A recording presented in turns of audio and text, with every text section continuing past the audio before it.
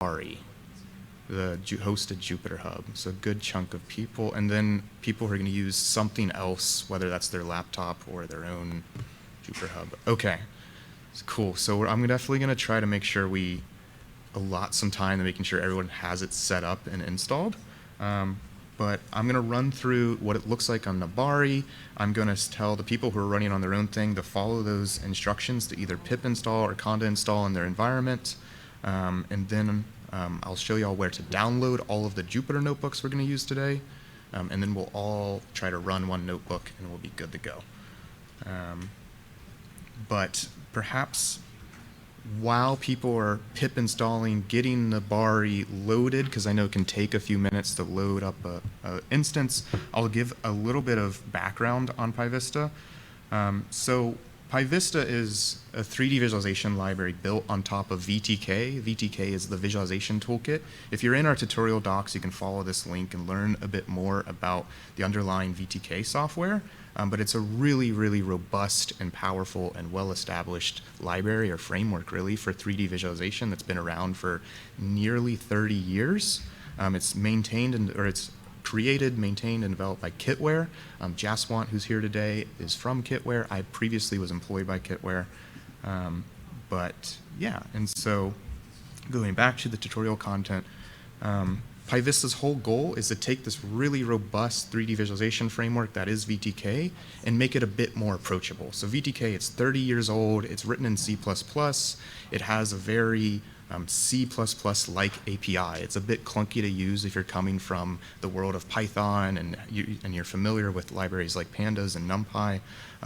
PyVista comes in and makes VTK and 3D visualization a bit more Pythonic and just easy to use and a bit more approachable. And so the whole goal of PyVista is just to expose this really robust and powerful 3D visualization framework in a way that is approachable to the average domain scientist, someone who doesn't need to know or wants to know the nuances of 3D visualization and 3D computer graphics. It can be really, really complicated stuff, and so PyVista's whole goal was to make this as simple as possible.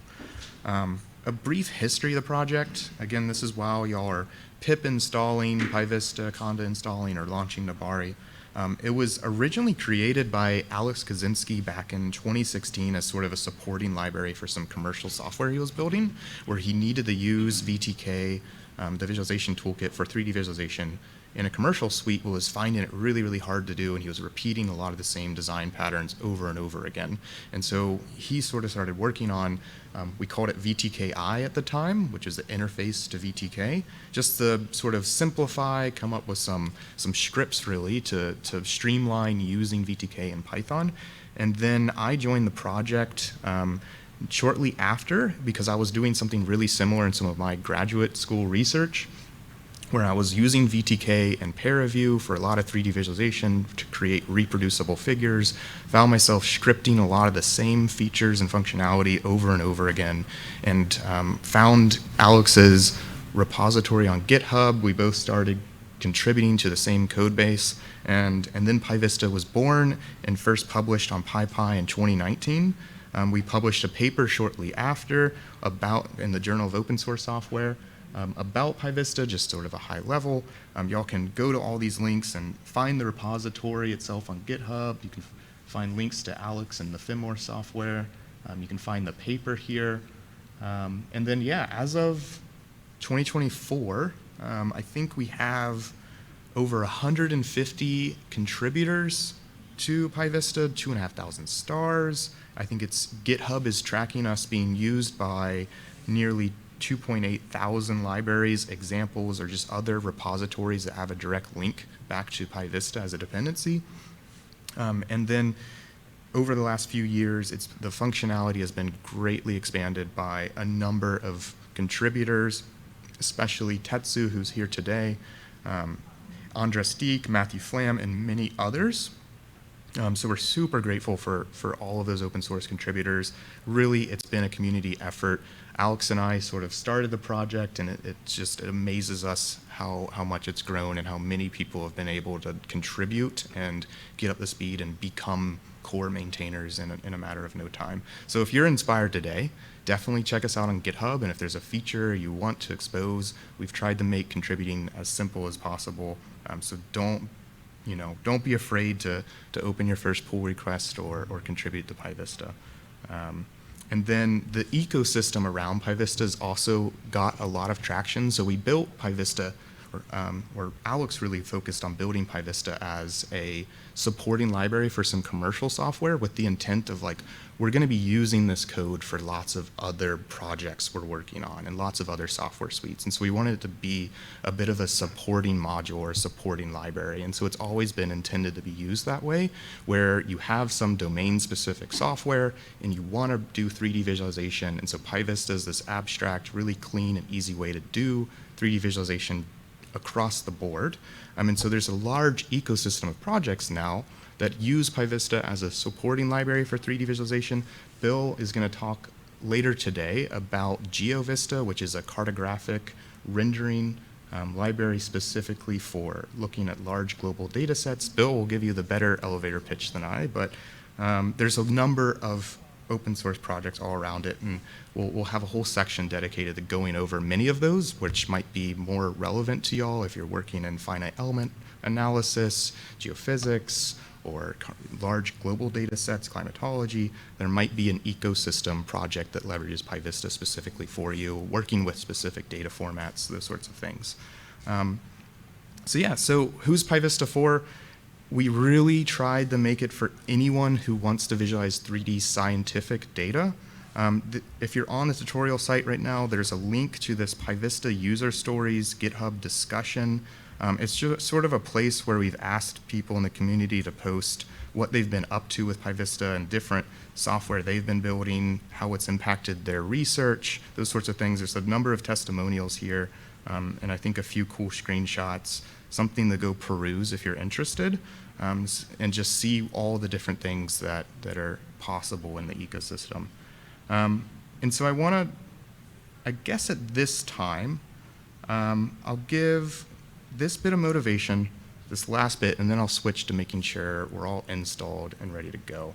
So I mentioned earlier that PyVista is built on top of VTK, and you'll hear us talk about VTK quite a bit today. We'll actually do some VTK coding later, but PyVista is built on top of it with the goal of making VTK as easy and seamless to use as possible. And because VTK is written in C++, it has a C++-like API, and so when you use it in Python, it pretty much looks the same as if you're coding in C++. It's not very Pythonic.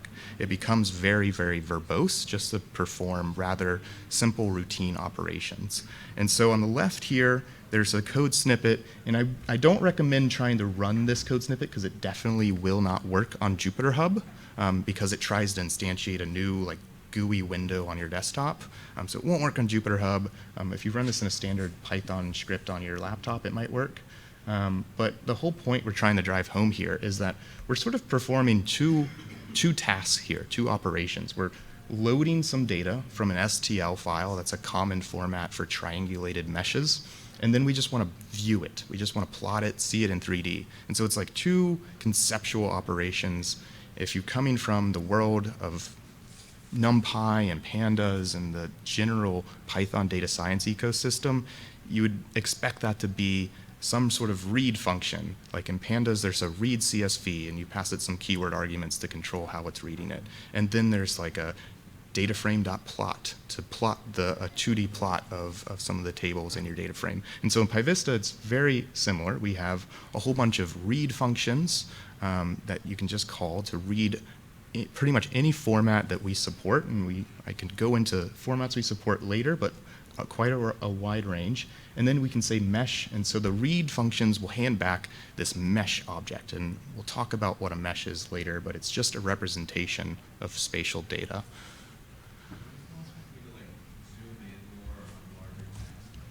Yeah. Does that work? Great. And I want to encourage everybody to be on this website with me at the same time, just so you can copy code snippets, and then you can click on these interactive scenes and wiggle the 3D plots around. And so I just want to drive home that PyVista's whole thing is taking these really general tasks that take a lot of code very often in VTK and making them into simple function calls that have well documented and easy to use keyword arguments that just make the API pretty seamless and tab completable and just really sort of familiar for somebody coming from the world of matplotlib, numpy, and pandas. It should feel a bit similar and a bit more natural to those sorts of people. So with that, I'm going to jump over to Nabari, and we're going to look at the Jupyter Lab here. And what I may have everybody do is once you're in Nabari, for those that are using it, I guess I just want to make sure everyone's able to launch an instance, has something that looks like this on their screen, and I'll zoom in a bit. No raised hands, so I'm going to assume all is good. On the SciPy 2024 tutorial repositories over here, there's one that's 3D visualization with PyVista, and if you click the download link, it should pull, and if you already did this earlier, we're going to ask that you push that little green, that download button again to make sure you get the latest content that we updated probably 10 minutes before the tutorial started. And then what that will do is it will put a directory on the top level called tutorials, and in there'll be a PyVista tutorial, and I'm just going to wait till that little green button or green progress bar finishes. But what it's going to do is pull all of the notebooks that we have for you. It's going to pull the whole repository that built our website, but there's specifically a notebooks directory that has all of the Jupyter notebooks. And so here it is, PyVista tutorial, and then in there's a directory called notebooks. We're going to click on that, and then it's just ordered, numbered, all the different sections we're going to go through today. And so for those on Nabari, hopefully you're at this point. I want you to click on the 00 intro and the A basic notebook. And I just want to give a little, so here's where you have to choose a Python kernel on Nabari. So you're going to have to do this every time you launch a notebook on Nabari. There's specifically a kernel that says, under the environment column, it says PyVista. And so just make sure you're using that environment for the rest of this tutorial on Nabari. And that will have PyVista ready to go for you. All the dependencies installed. And then all of our notebooks, before I go on to those who are working locally and we pause and make sure everyone's running, every notebook from the tutorial today is going to have this preamble at the top. If you're running locally, you probably should ignore this or just delete the code. So when you open up a new notebook and you see this preamble with all of this, sort of these configurations, these just make sure some of our graphic stuff is set up on Nabari, works properly. If you're running locally, you shouldn't need this, so feel free to not run it. I don't think it'll be detrimental if you run it, but just avoid it if you can. So just be conscious of that. And then, so that's always at the top of our tutorial notebooks, and then you can just scroll down, and then there's the actual rest of the tutorial content. So if you're on Nabari, I'll just go ahead and I'll run this first notebook. So my kernel is initializing. Let's see. I'm going to restart, perhaps.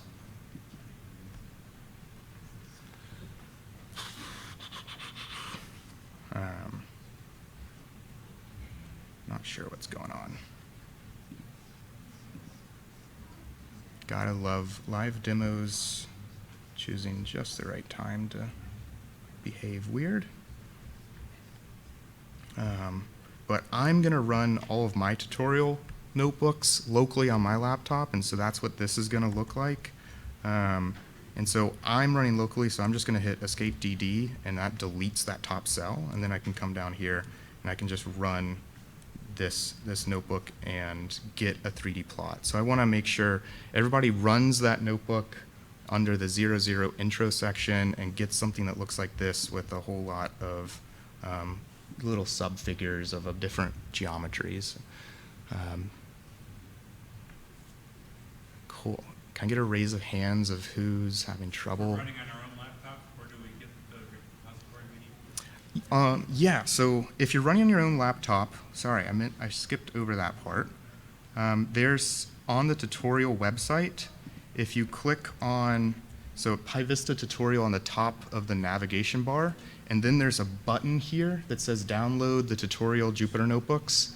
And that's going to give you a zip folder of all of the Python notebooks for the whole tutorial today. So if you're running locally, this is where you can retrieve all of the notebooks.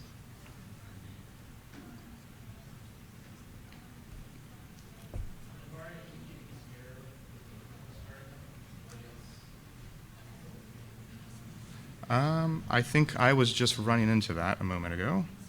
So that's not. This was working earlier this morning. 10 minutes ago, and then the kernel I think died or something, and now I can't get it. Uh-oh.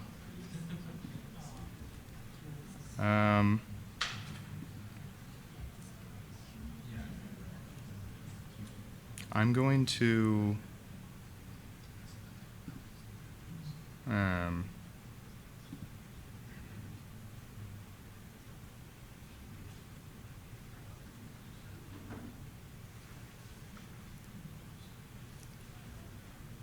so everyone who's using Nabari right now is having trouble. Great. I switched to local and that seemed to work okay. Okay.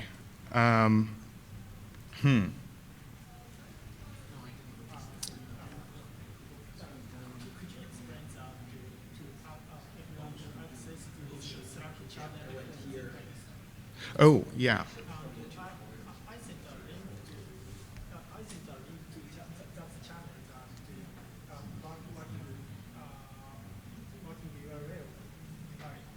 Okay. I also want to remind people that if you're on Slack for the SciPy 2024, there's a PyVista channel. It's called Tutorial-3D Visualization with PyVista. In here, there's a few links. Feel free to post questions in here if you don't feel like raising your hand at any time, and we'll try to keep an eye on that. So definitely join that channel. I'm going to post in the Nabari support channel. To everyone in the PyVista tutorial is unable to start their notebook kernels right now. Any ideas what might be happening?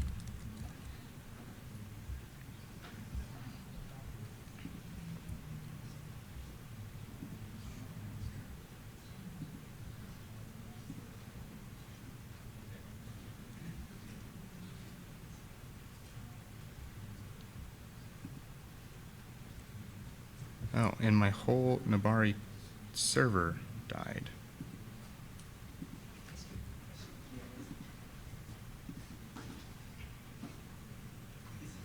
Is this normal? Does this mean I did something wrong? Yeah.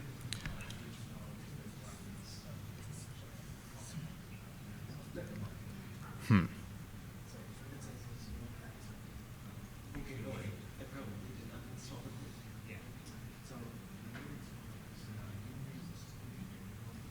So those who are trying to use Nabari, since it's not working, are you able to run locally? Are you comfortable doing that? I'm just curious, a raise of hands for people who might not be. You're not? Okay. Anyone else? We cannot install anything on this. Can't install anything on that computer. It might be another option for you all.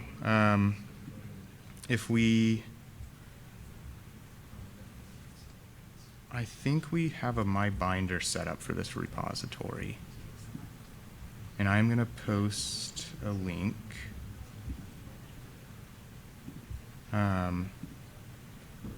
I'm going to go, if you're on Slack, I'm going to post a link. So this is a My Binder link for the PyVista tutorial content. And if you click on that link, it will open up My Binder, which is a free community-hosted Jupyter sort of lab environment. If you click on that, it will launch one. It may be a bit slower for you, but hopefully this will be for the meantime until we figure out what's wrong with Nabari. So I'm going to recommend using this My Binder environment if you can't run locally, and then we'll make sure everybody who's running locally is set up and is able to run that notebook, and then we'll continue. Cool. So for those who are running locally, again, you can go to the website, click on PyVista tutorial at the top, and then you can download a zip folder of all the notebooks. And then if you go back to the Getting Started guide, there's some installation instructions, which, again, it's basically just pip install PyVista brackets all. Are the tutorials inside the GitHub tutorial repository, or do I have to, like if I clone the GitHub repository, is that? If you cloned it, if you did that prior to like the start of the tutorial, like literally 8 a.m., git pull everything and you'll get the notebooks, and they'll be under a notebooks directory. Do you think, Sorry? do you think are the tutorials in there? Yes, so if you clone the repository, and let me zoom in, they're all right here in this notebooks directory at the top level. Yep.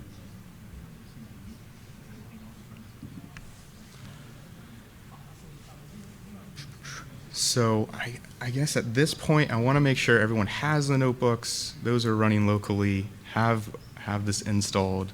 And yeah, raise your hand and I can come around and help. Okay.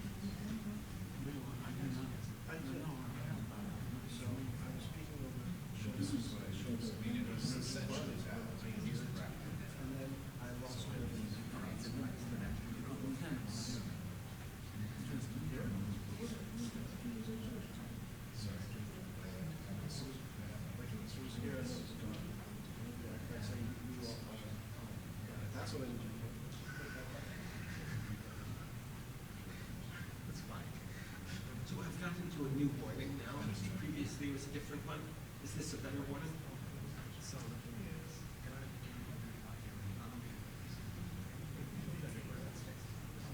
Yes.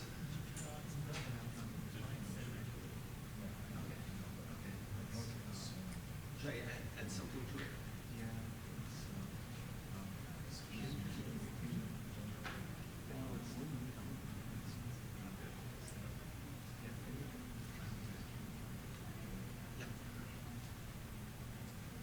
And I am using conda instead of pip because that's what I'm used to, but I assume that's no problem. Yeah, I just had installed it all with Conda and it choked. Okay. So apparently the Conda Conda Forge stuff is a little outdated or something. First, you said it okay. So maybe that's my problem. I'll try using pip instead.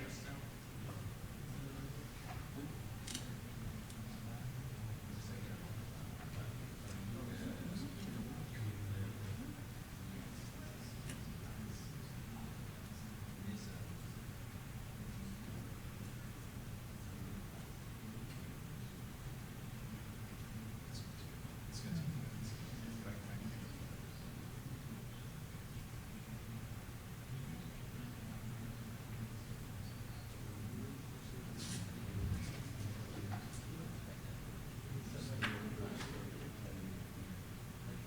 No, you can create a Conda and then just pip inside. Okay, awesome.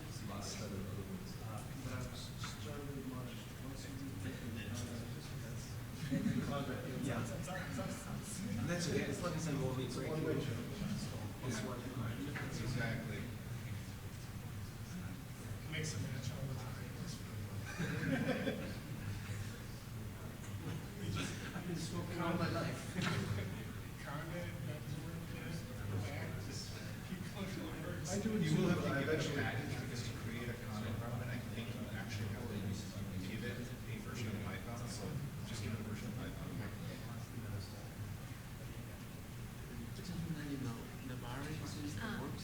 Oh, it works now. I don't know whether we for everywhere else. Well, I tried it, and the problem I'm getting is that the environment is fine, but then when it tries to load, when I tried to run the phone on notebook, because one of the imports did not want it. That was also my thought. So there's a comment that it just has more libraries and things. Here, I was so into the very well.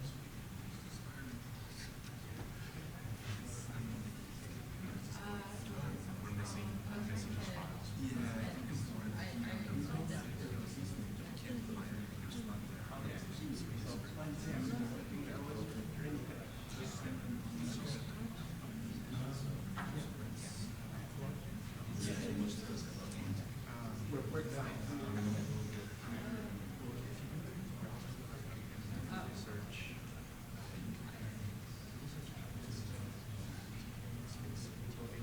We'll just check. I mean, it's not gonna be bad. I don't want to take it because at this point, the way to work or something on the surface.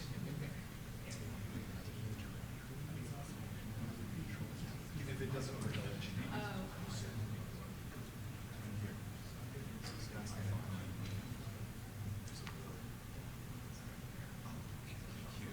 Did I run into it? Oh, okay, gotcha.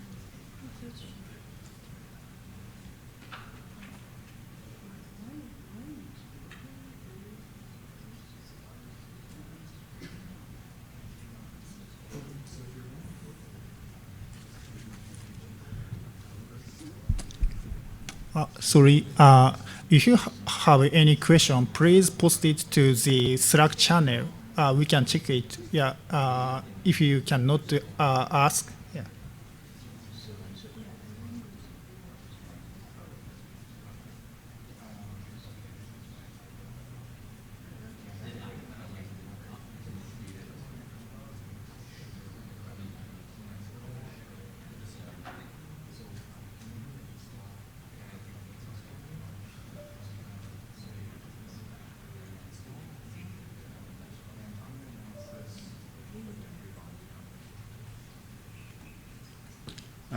So I want to bring a few things to light. It seems like Nabari is back up and running.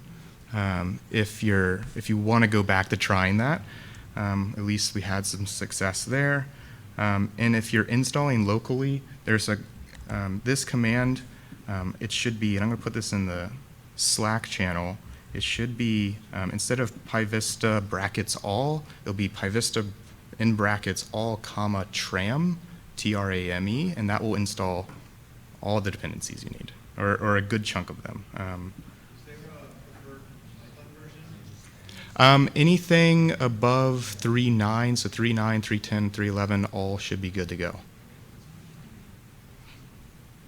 And I'm just going to post in that Slack channel to install locally. You'll do tram. So you'll do it like that. All right, I'm going to check on.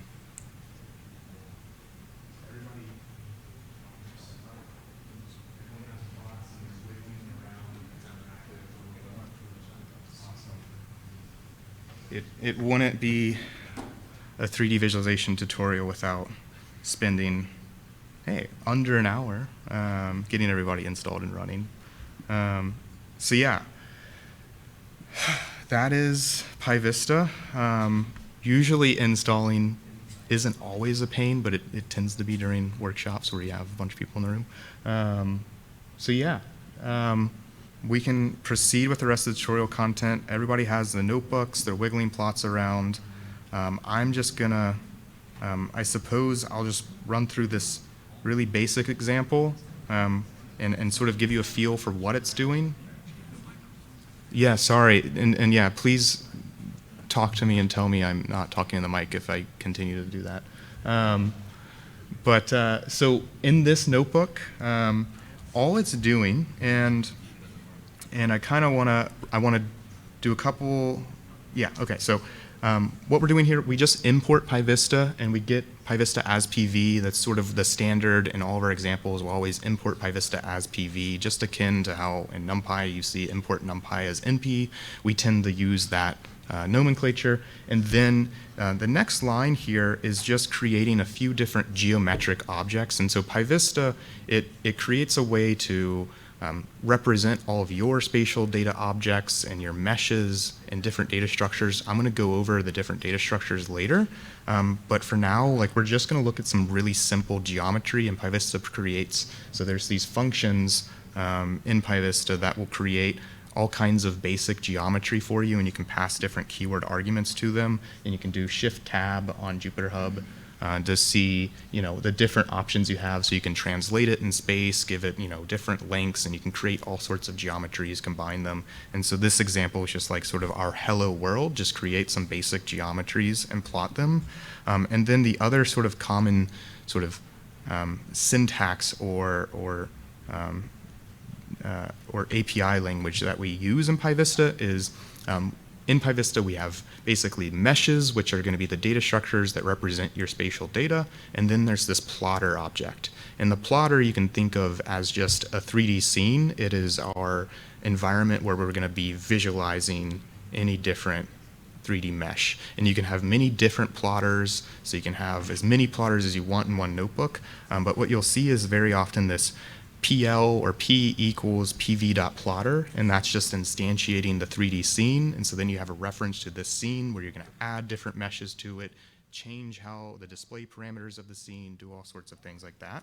We can also do subplotting in the 3D scene, where you'll get sort of this sort of grid-like layout right here, where it's 1, 2, 3 by 1, 2, 3 for 9 total subplots. And so that's what this shape 3, 3 is. At the top of the plotter. You'll see this in a few of our other examples. We have different ways of laying out those subplots. But then you can activate a subplot just kind of akin to how you would in Matplotlib, with the stat subplot and then the indices of the subplot you care about. And then at that point, that subplot's active, and you can just start adding data to it. So I'll add this CYL, which is that cylinder mesh that we created earlier. And then we can specify a different color if we want to show options. We'll dive into all kinds of different display parameters later. And yeah, so that's sort of the hello world of PyVista. There's these things called mesh objects. Here are some functions that create a few simple geometries in that format, and then you'll have this plotter that you're working with where you add data to the scene. Awesome. So with that, I'm going to go back to the tutorial website, and we're going to look at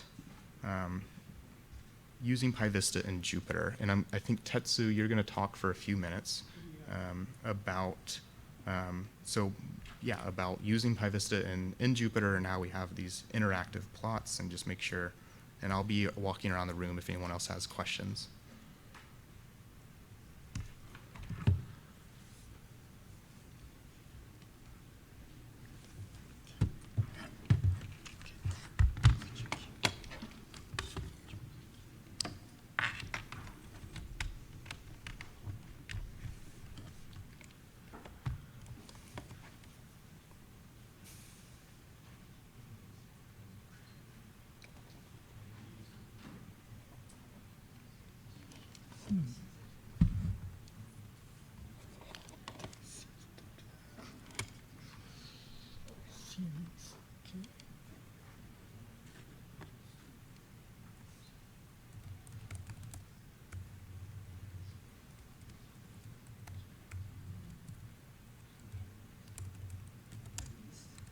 This one is probably too basic. This is the basic example.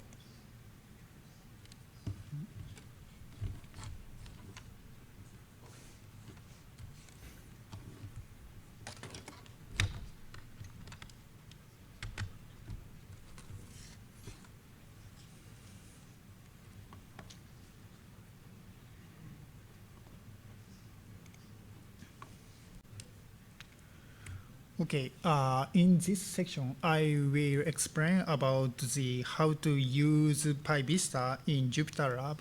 Yeah, maybe most of you are now using PyVista in Jupyter, and but I want to explain more detail about it. You know, there is a lot of backend of PyVista when using in Jupyter Lab. You know, when most of you are learning the hello world of the PyVista now, and you are learning, you are importing PyVista as PV and creating a geometry object of sphere and plot it. And when you are calling the plot method, you can set the backend of the how to plot PyVista, and the default Jupyter backend is using the train, which will be explained in the later section, and you can see it correctly by using it. But there is also another backend of using PyVista. The backend we are usually using it have three backend. Yeah, one is using the train, and the second one is using the server, and the last one is using the client. And the first one is using train, is using the backend, which is rendering server and the client. And the second one is using the server, which is only rendering by the server. And the last one is using the rendering by the client. There is a client rendering which is called VTK.js, that is rendering by the JavaScript. And the server one is the called the train, that is including the server and client rendering. And so as we explained before, if you want to do the option of rendering in Jupyter Lab, you have to pip install Jupyter Lab and PyVista all option. And Okay, and there is also a Jupyter server proxy you have to set when using the Jupyter Lab rendering. And yeah, you usually don't have to think about this when using PyVista, but when you want to use Docker or if you want to build the server you want to rendering, you have to set this, and it usually set as the proxy, and you don't have to change it. But if you want to, customize it, you have to set it. And also, there is an extension to rendering Trame Jupyter, rendering by Trame in Jupyter. It is installed when you set an option when installing PyVista. And so let's test it in PyVista's Jupyter backend. Sorry.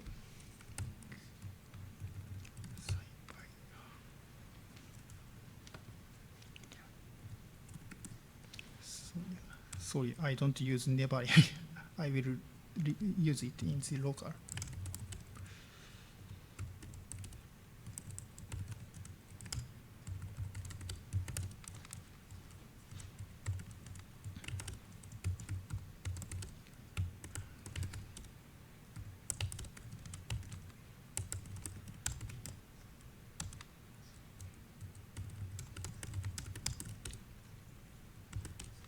And installing the requirements, and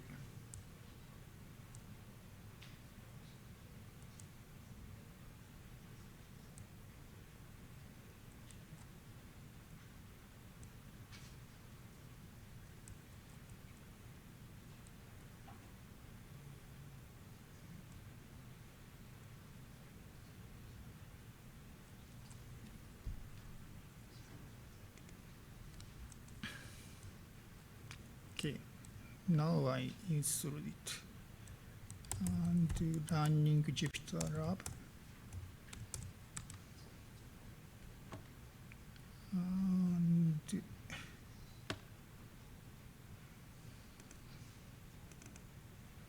yeah, you can do it same way when you are using Nebari. And opening this. Sorry. I have to clone from the main repository. Sorry.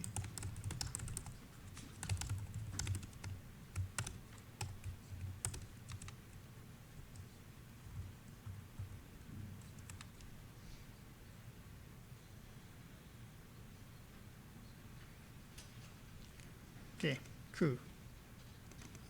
When you open this notebook, you can run the PyVista by using the backend Trame.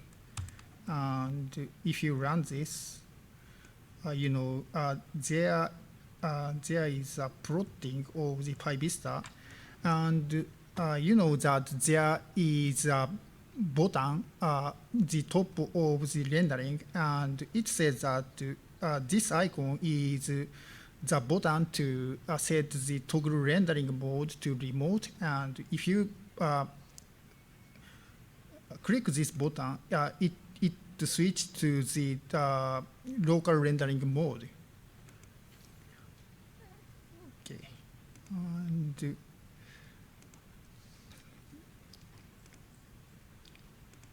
also, if you set it to the client, the option is disappearing, and there is only the rendering of the client. And also, if you set it to server, the rendering is only showing of the server. Yeah. Yeah. The point is that you can select the client mode and local rendering mode when you set the backend to the tray. And if you don't need the local mode or client mode, you can set it to the explicitly to the client mode and the server mode. Okay. And okay, I will take a time to test out the PyVista Jupyter backend. So yeah, please take it. Yes. Where's the server actually being hosted? Yeah, when you running this in the locally, the server is launched to in the local, and yeah. So client and server just means Mhm. the client, as in it goes through like WebGL or something, and then Yeah. server, it goes through. Mhm. Yeah, you are right. Yeah, so if you launch it to the cloud, the server became the cloud server, and the local became your local client. Okay. Any others? Okay. Hmm.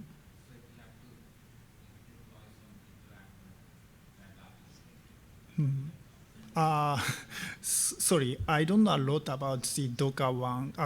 Ben, can you explain about it?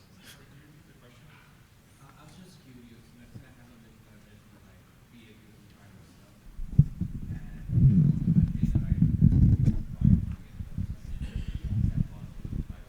and It is possible, and yeah, thank you. Yeah, we have some Docker images that we publish. Sorry? Yeah, the question is, can you, if you've created some 3D visualizations with PyVista, can you sort of bundle it into a containerized environment and perhaps deploy a website? And the answer is, the website part's complicated, but yes. We publish some Docker images in the PyVista GitHub package registry. So if you go to PyVista's GitHub repository, there's the GitHub container registry. There's some Docker images we publish and maintain. But you can also do, any Docker base image with Python, pip install PyVista, and the dependencies you need, and you'll be able to run all the stuff that you're doing today.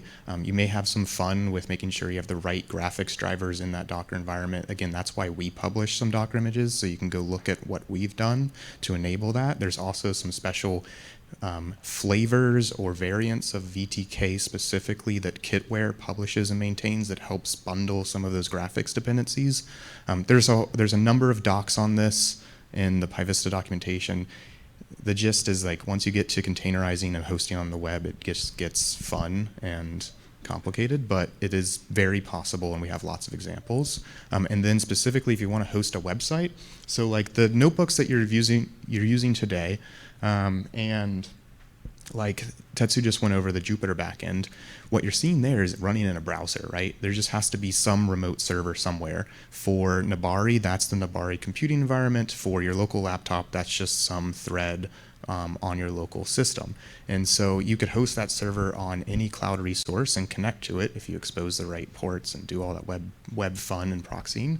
So technically you could spin up a live server anywhere and keep it persistent, and then connect to that through a thin client in any web browser, host a whole website. And actually that is what TRAM is all about. So if you look in the tutorial content, there's a section dedicated to TRAM, T-R-A-M-E.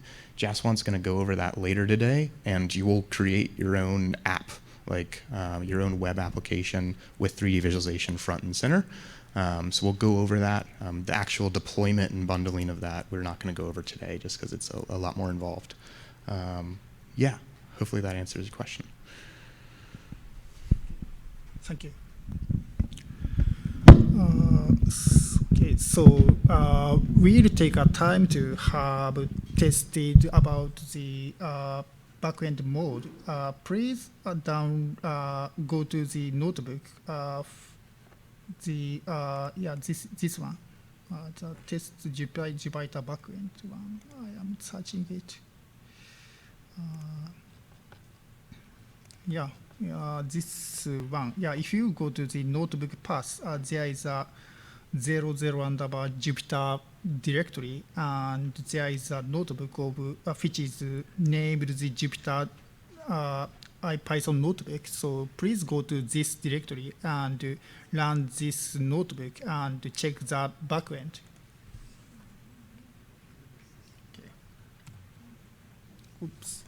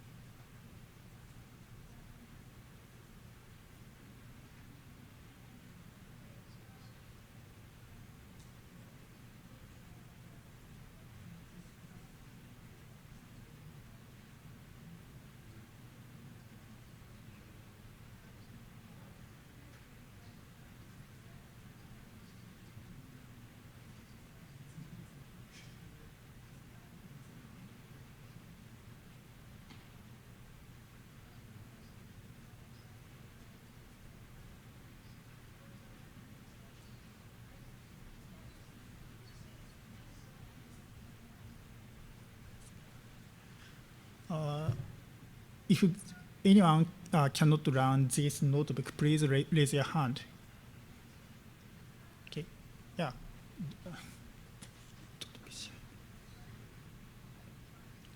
Yeah, okay. No shame. Okay. If everyone can run the notebook, I will go to the next session. And the next session is about the basic usage. And this is about the downloading the data from PyVista examples example module and show it. And you know that there is a lot of data is included in the PyVista package. And yeah, if you want to if you want to try PyVista, for instance, you can. It is very useful to use this existing data. You know, you can download these data by using examples download functions, and yeah, in this case, we download the data of the saddle surface, which of the bicycle, and load the data and plot it.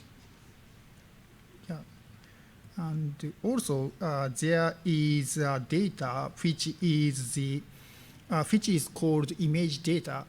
You know, this data is different from the polygon data that is having a value for each coordinate. And yeah, in this case, it is downloaded of the data of the frog. Yeah, and if you want to show it in the plot method, you have to set the flag of the volume to true, and you can show it like this.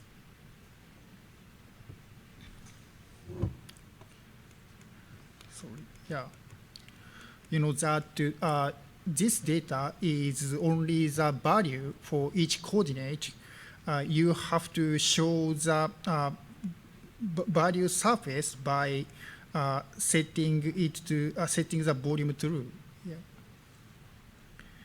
And also, if you want to read your own data, like you know, most of the attendance here is having some measure of the science and having or engineering and having a data you want to plot yeah, maybe that is the reason why you came here.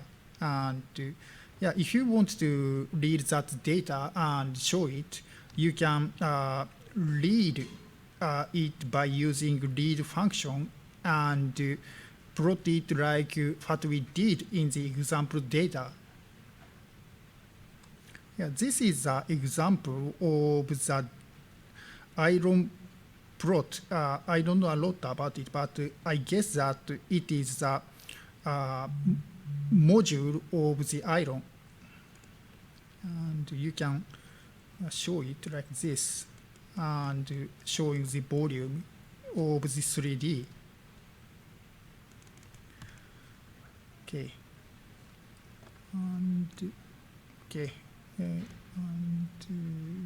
in this section, the exercise is that download and plotting example is the first exercise. Yeah. So, and the next one is first one is use the example, and second one is view download and view a file. Yeah, you know, if you have some file you want to visualize it, please download it and show it. Okay.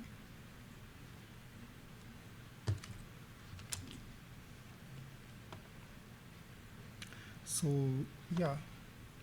So the exercise documentation is in the basic directory, and you can open it here.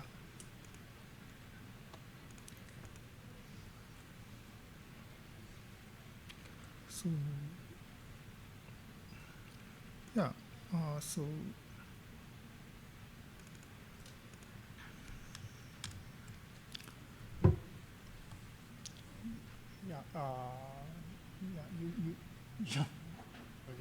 Yeah, so yeah, nice some exercise, yeah. So, yeah. Switch it, yeah. Thanks.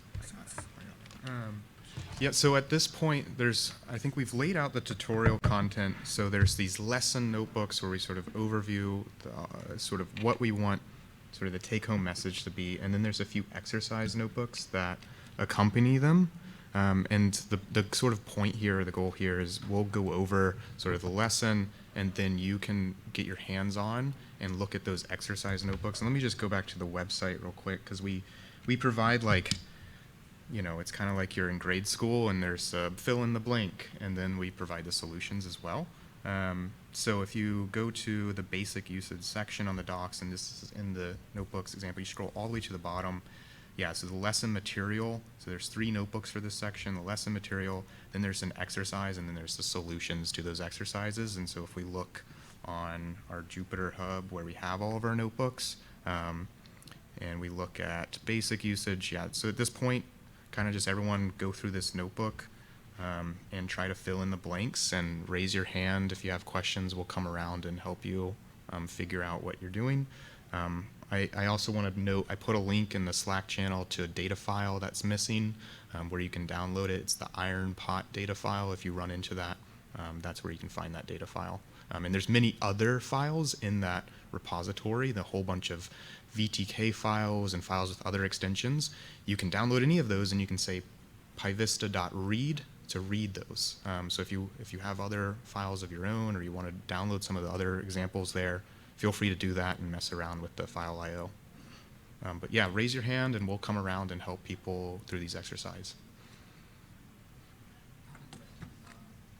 Is there a place that you can look up all the support and data? Yeah, we can. So there should be.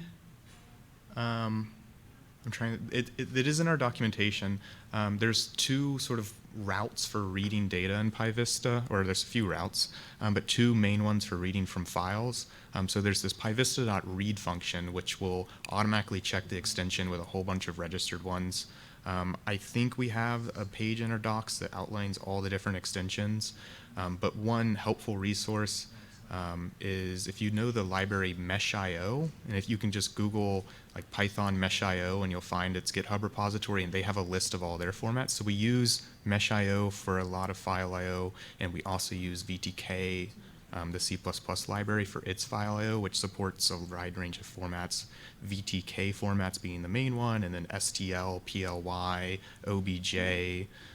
Lots of standard 3D graphics formats are supported, but if I recommend going and looking at the Mesh.io docs and see their list of formats.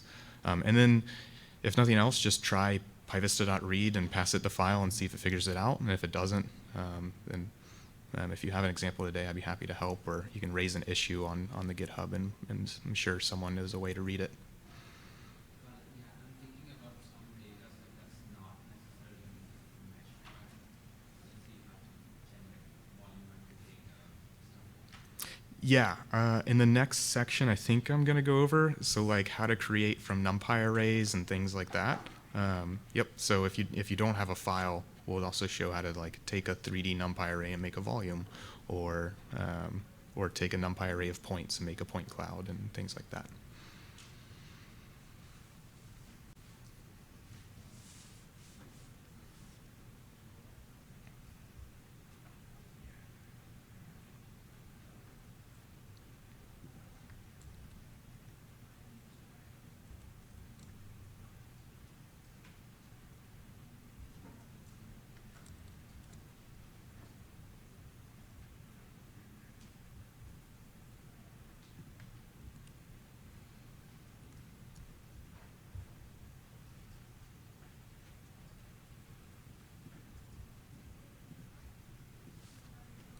So I'm curious if all of you have gone through this first exercise and you've looked at PyVista's examples module. I'm curious if somebody did the tab completion and found a cool one, if someone wants to blurt one out. So this is like all of our example mesh files that we have for lots of different tutorials, and part of the exercise is to find one. I'm curious if anyone found a cool one.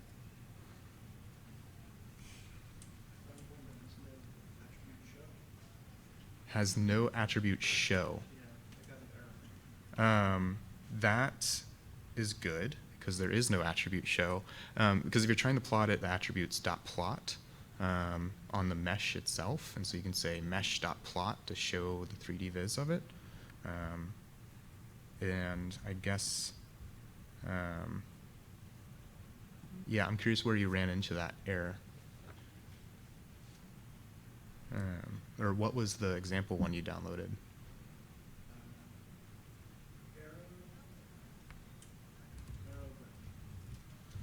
Arrow bracket.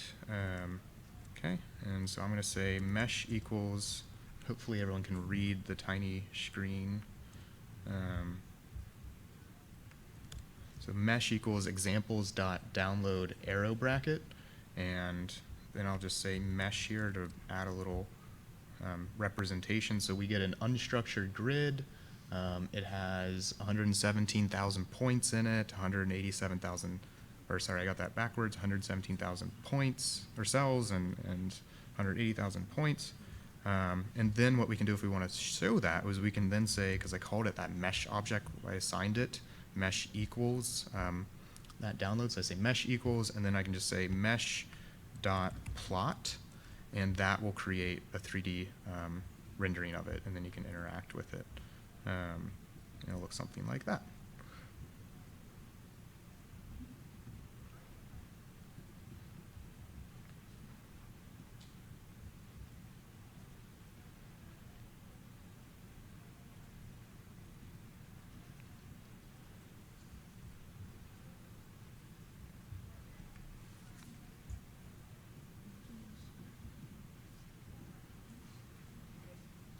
Could you explain again about the difference between the unstructured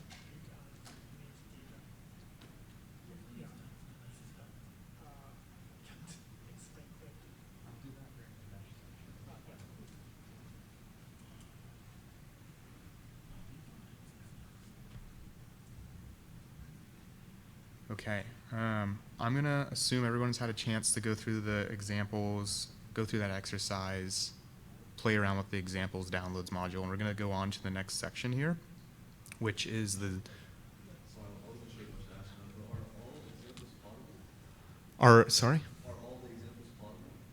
Like, saying the examples is able to be plotted. Yeah, they should all be plottable. So if you do examples.download any of those, they should all return a PyVista mesh object. And this next section I'm going to go over is like, what is a mesh?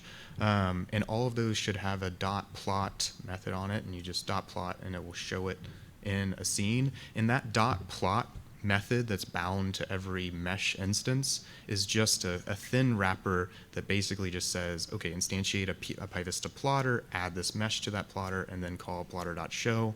And so that's all that dot plot method is doing. It's just a convenience method. It's nothing too special on its own.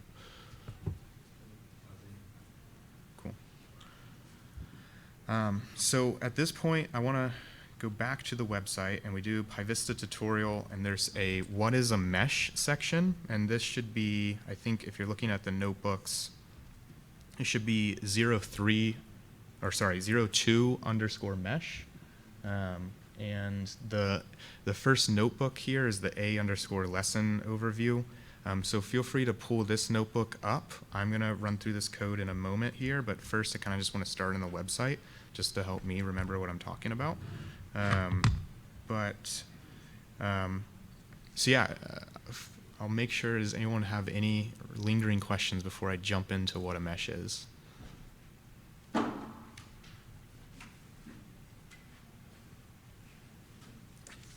I was using that opportunity to find my water bottle, but I can't find it.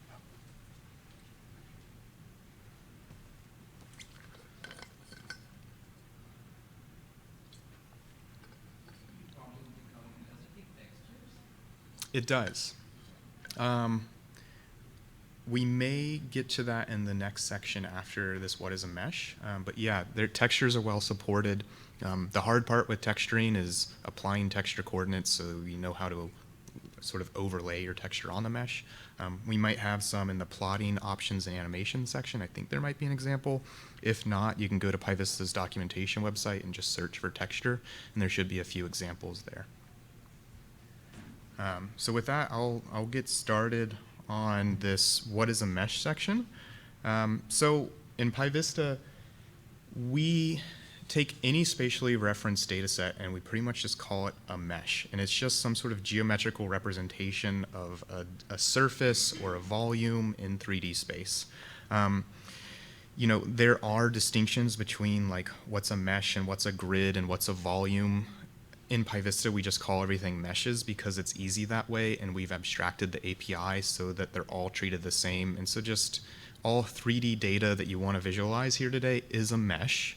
And we just do it that way to just kind of keep the nomenclature easy, make sure the API is really consistent across data types. And so, you know, this allows us to have a really robust sort of interface for working with voxels, tetrahedrals, hexahedrons, point clouds, volume data sets, all of the likes. But what's common amongst all of those, whether it's a mesh, a grid, or even a point cloud, is that there's some sort of inherent connectivity between the points. And so every mesh in PyVista is represented by it's going to have some points, basically just Cartesian coordinates in 3D space of the underlying structure of the data that you're working with. So every mesh in PyVista is going to have some points associated with it. And then what's going to determine the type of mesh it is how the connectivity between those points are outlined. And so a point cloud, it has zero connectivity, so basically every point is only connected to itself and no other points, and so it's just zero-dimensional in that sense.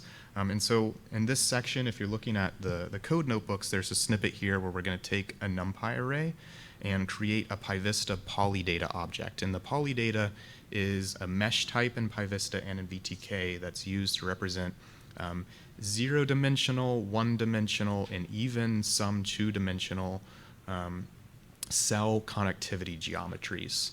And so zero-dimensional would be just a point cloud. One-dimensional would be like I have 2 points, and I want to connect those 2 points with a line, and so you have a one-dimensional sort of connectivity between your points, and then two-dimensional would be something like I have 3 points, and I want to connect all 3 of them to make a triangle, and so that would be a two-dimensional surface or two-dimensional connectivity in a broader 3D space, right? And so your points themselves have 3D coordinates, but the geometry or the connectivity between those points would be 0, 1, or 2-dimensional for this polydata object. And so in the notebook here, and I'm just going to pull up the notebook as well, so we'll import PyVista, we'll import NumPy, we even import the examples again just because we tend to use those. But let's just make a point cloud real quick using some NumPy random points. So hopefully everyone in the room is generally familiar with NumPy. It's just sort of the library for working with numerical data and arrays in Python. And in here you can just create a 2D array, and so that's what I've done here, where we say numpy.random.rand 100 by 3. And so what that is it gets me 100 rows, 3 columns. So the 3 columns are going to be X, Y, and Z. And I can just run that, and I just show the first 5 rows of it. And so we have an X column, a Y column, and a Z column. And this is hopefully everyone's comfortable with this idea that you have a whole bunch of points in just like a table or a CSV file or coming from somewhere where it's columns by X, Y, Z. And what we can do if your data are formatted as that 2D array is just go ahead and pass that object. And so I have this points NumPy array here, and I can just pass this to PyVista.polydata in the constructor of the object and assign that to the name mesh. And so now this is going to be the mesh we're working with. And what we get back is a polydata object. And so here we have both 100 points and 100 cells. And so the cells is about the connectivity. I'm going to jump into what a cell is in a moment. But for the points, we're going to have that one-to-one matching. There's 100 cells and 100 points because every point is only connected to itself. If we had a triangular data set, we might see a difference in the numbers there because there might be 100 points but only 80 cells because the cells share many points on their edges. And then what we can do, now that we have that polydata mesh object, is we can just say mesh.plot. And again, the .plot is just a convenience method to go through that common syntax of instantiating a PyVista plotter, which is the 3D scene, calling plotter.addMesh, plotter.show. This plot method is just convenience to view one mesh at a time. So if you want to view multiple meshes side by side, we can do that. We'll just use the other plotter syntax for that. And so here I'll just say, okay, I have a point cloud. I want to visualize it. We can say style equals points. There's other visualization styles that like points Gaussian for points, but we're not going to do that today. And what we get back is just a 3D rendering of the point cloud in 3D space, and you can kind of wiggle it around, move it around. I also want to highlight there's 2 Jupyter Hub rendering modes, and I guess the points look kind of washed out on the screen with the light blue. So I'm going to say color equals maroon. And hopefully that's a little bit brighter. But at this point, you just get a whole bunch of points visualized in space. And right now, the representation style of these are sort of a fixed pixel size on the screen of a little square that's always facing you. And we can change that representation style. And it's what we can do with point cloud specifically is we can say render underscore points as underscore spheres equals true. And what we get then is a whole bunch of spheres rendered instead of those constant size pixels. And so sometimes that's a bit more intuitive. You want to, if you're visualizing point cloud, you expect little circular points. And so that can be a bit preferred for some people. Cool.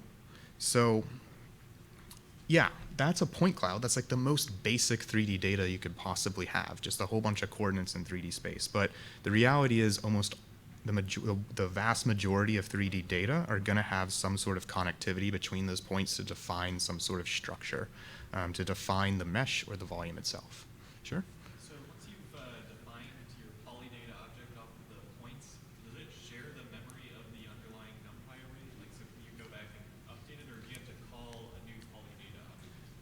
Excellent question. Yes, it does share the underlying memory of that NumPy array. And so I'm not sure if we'll get to this later today or not, but there's what you can do is you can create animations in this way. So you can create the mesh, add it to the plotter, and then you can go back to the underlying NumPy array and warp the points and like say times 10.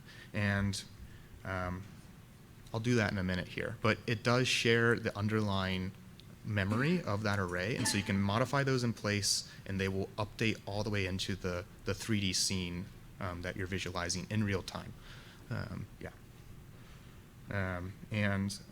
So it's really important to note, like, the vast majority of 3D data you're going to deal with is going to have some sort of connectivity. And this is typically what this looks like, where you have all of your points defined for your data set, and then you're going to have a whole bunch of connectivity between them. In this case, we have a bunch of voxels to define this grid, where each voxel itself is going to have 8 points. So 1, 2, 3, 4 on the top, 1, 2, 3, 4 on the bottom, and so we can build out a whole bunch of these connected voxels. And then you'll see how these two voxels are side by side, and so those cells share these 2 points. And that's where I was talking earlier about, if I just click on this and say here, and I can say mesh right now, and we'll see we have 40 cells and 99 points. And the reason there's sort of that wide discrepancy is because of the shared points amongst the cells. And so that's some basic connectivity. There's all kinds of different cell types beyond just voxels. You can do triangles, which I'm going to show here on this bunny example. So in this example, we have a point cloud, and then just a whole bunch of triangles defined on that point cloud to visualize the surface. And what's interesting, or what you might notice here, is we can say like mesh.plot, and I can say style equals points. And what this is going to do is it's just going to take that bunny mesh, and it's just going to visualize the point cloud of it. And so if we look at that, like, I can, and here, let me do maroon again, because the blue is kind of washed out on the projector screen. So I'll say color equals maroon. And you can kind of see like a rough structure of a bunny, but it's really hard to really see what's going on there. And especially if you're dealing with real scientific data, there's no way you're going to understand the structure without the connectivity. And so that's why we have sort of this definition of the actual cell geometries, build out all these triangles, and then we get a full surface mesh of the bunny itself. By default, you won't see the vertices of a mesh. You have to sort of opt into this behavior, but I wanted to show it today in the tutorial to say there's these points, and then the connectivity between those points are defined in this way. And so when you typically look at a mesh and you just say mesh.plot, what we'll get is, so if I just say mesh.plot for this bunny, this is typically what I get, where it's just the surface. The points are hidden because we typically only actually care about the cell connectivity or the surfaces that are created by those. So those are a few of the really basic mesh types and how cells are connected by, or points are connected by cells. So just to dive a bit more into what a cell is, it's just that connectivity or topology of the mesh. It's usually what you'll see it referred to in publications or 3D graphics work. We went over the voxels, and we can visualize an individual cell. I guess there's a little bit of artifacts in that rendering, but we can switch to the other mode. And so there it is. That's a single cell highlighted there. And now I want to talk about data and getting data onto your meshes. And so very often you have some sort of grid or 3D volume. The connectivity might be some regular lattice. That's not that interesting, but what's really interesting is some sort of numerical field or scientific data that you have on the mesh. So we call these basically attributes or data arrays in PyVista. They're just data values that can live either on the cells themselves, so that would be a constant value across the whole triangle, or a constant value across the whole voxel, so the entire voxel will be assigned one value, or you could assign the attributes of the data arrays on the points. And then for that case, when we're doing 3D rendering, those values will be interpolated across the cells' faces themselves. And so if you have 2 different values or 3 different values on a triangle, the triangle surface itself will be a blended sort of interpolated value between the 3 point values. Let's look at this in action. So breaking things up here. Let's look at point data first. And so this is assigning some scalar array to the mesh's points. And so I think at this point we have this mesh object, if we're in the notebook, should be this hex beam data set. So it's just this voxel grid. And so what we'll do is we can say mesh.point_data. And this you can treat like a dictionary. And it's just an attribute on the mesh object. It's a dictionary of named scalar arrays or vector arrays or even tensor arrays if you want to get really excited. But it's just treat it like a dictionary, and you'll just add your NumPy array directly to this. And again, the memory is shared with the underlying NumPy array. So if you want to update those scalar in some other routine or something where you're changing the values through time, we can do that because the memory is shared. But you just add it in here with some name, and I'm going to call it my point values here. And then when you're plotting it, you'll specify scalars equals the name of that array that you named it on the mesh. And so the gist here is we have these like mesh data objects that define the points, the connectivity between the points, and then also any sort of data that lives on that mesh. And so that way we have the separation between 3D rendering and actual management of the data structures that we're working with.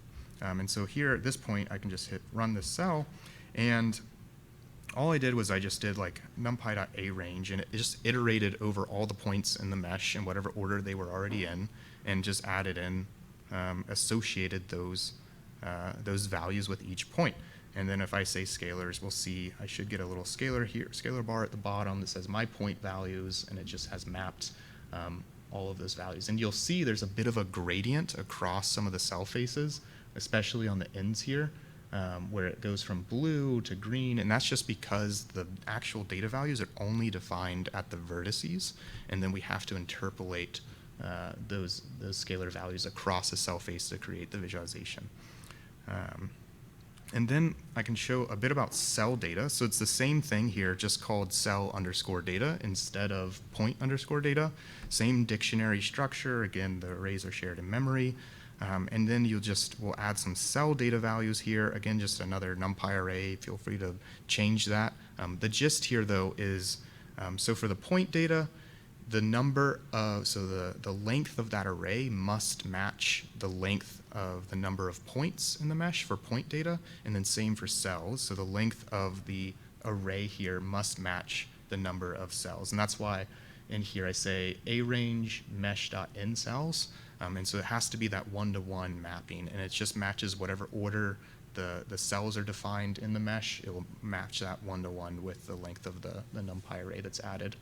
And so here, we'll just say plot again, and this time we'll see we have a bunch of constant values, right? And so the cells sort of were linearly ordered, laid out in the mesh, and then we see sort of how we can go from low values all the way down to high values over here. And each voxel has it's just one discrete color, right? So this entire voxel is assigned this yellow color, which if we scroll down, we'll see is mapped to 39 in this case, because there's 39 cells. And so that's sort of the difference between point data and cell data. I'll do a quick little comparison of the two. Oftentimes the difference will be really subtle, and so you can kind of see this side-by-side plot, and definitely run this locally and take a look. But this is a really great way to sort of see the difference between visual representations of your data if you want to be on point data or cell data, where with cell data it's these discrete full voxels of data, and then you can see the interpolated differences when it's point data. And so depending on your application, what sorts of scientific research you're doing, these might matter a lot to you, or they might not matter at all. If you start to get really, really large and complex geometries, often you're not even going to see the visual difference, and it won't matter at all. But again, it just kind of depends on the domain of the data you're working with, but the option is there. And then there's another type of data array you might associate with the mesh, and this is called field data. This isn't too important, but it's a way to associate any arbitrary array that doesn't necessarily map one-to-one with the cells or the points of the mesh. It's just a way to store some additional data to the mesh object. And so some libraries I've seen in the past with PyVista will do things like, what was the CRS, so like the geospatial coordinate system. They'll have some long string that defines how that coordinate system's mapped on the globe, and they'll just store that in the field data, so it's always associated with the mesh. As the mesh is passed along, the different things, it's just a way to add arbitrary metadata or arbitrary arrays that don't necessarily have an impact on the visualization or the data itself. Yeah, so some more examples here. I think at this point I want to have everybody go through the exercises. So in the notebooks, there are 4 exercises here, and I'll just pull back up the website just because that's a little easier for me. But yeah, there's these do-it-yourself notebooks, and again, the solutions are in that same directory. You should have those downloaded, so if you're not feeling inspired, you can just go straight to the solutions and run that code and interact with the 3D visualizations. That's totally fine. But if you want to try it yourself, yeah, there's a few for creating point clouds, creating uniform grids, and triangulated surfaces, loading from files, all the likes. We kind of did all of these in the lesson, but I'm gonna hand it off, let y'all sort of read through these and just raise your hand and we can walk around and help you run some of these examples.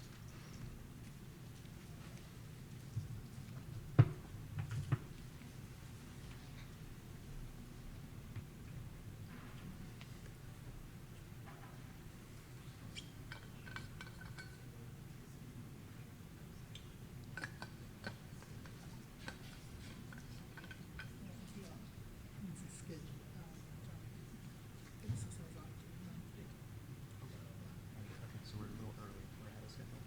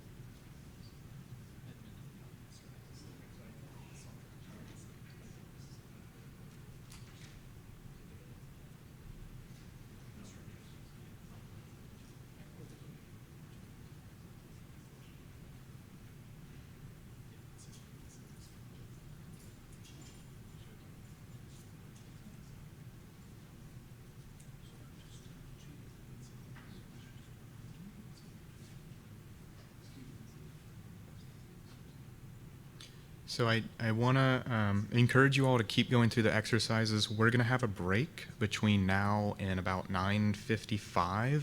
So at 9:55, we'll resume with the next section. But if you want to go to the bathroom, grab a snack, stretch, feel free to do that. Also, if you're excited and want to keep doing the tutorials, I think I'll probably hang out here and happy to answer questions.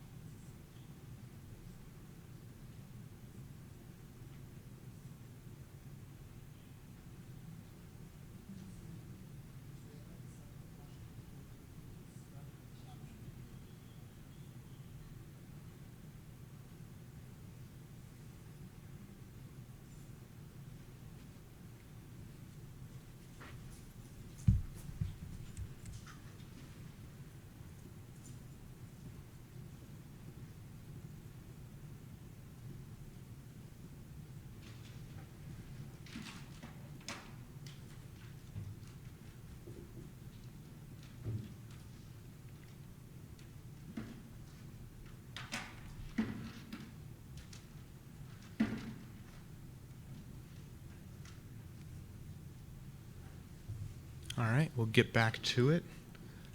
So this next section is going to be all about plotting and the different options you have for displaying how you display 3D data, and there's even some examples on creating animations.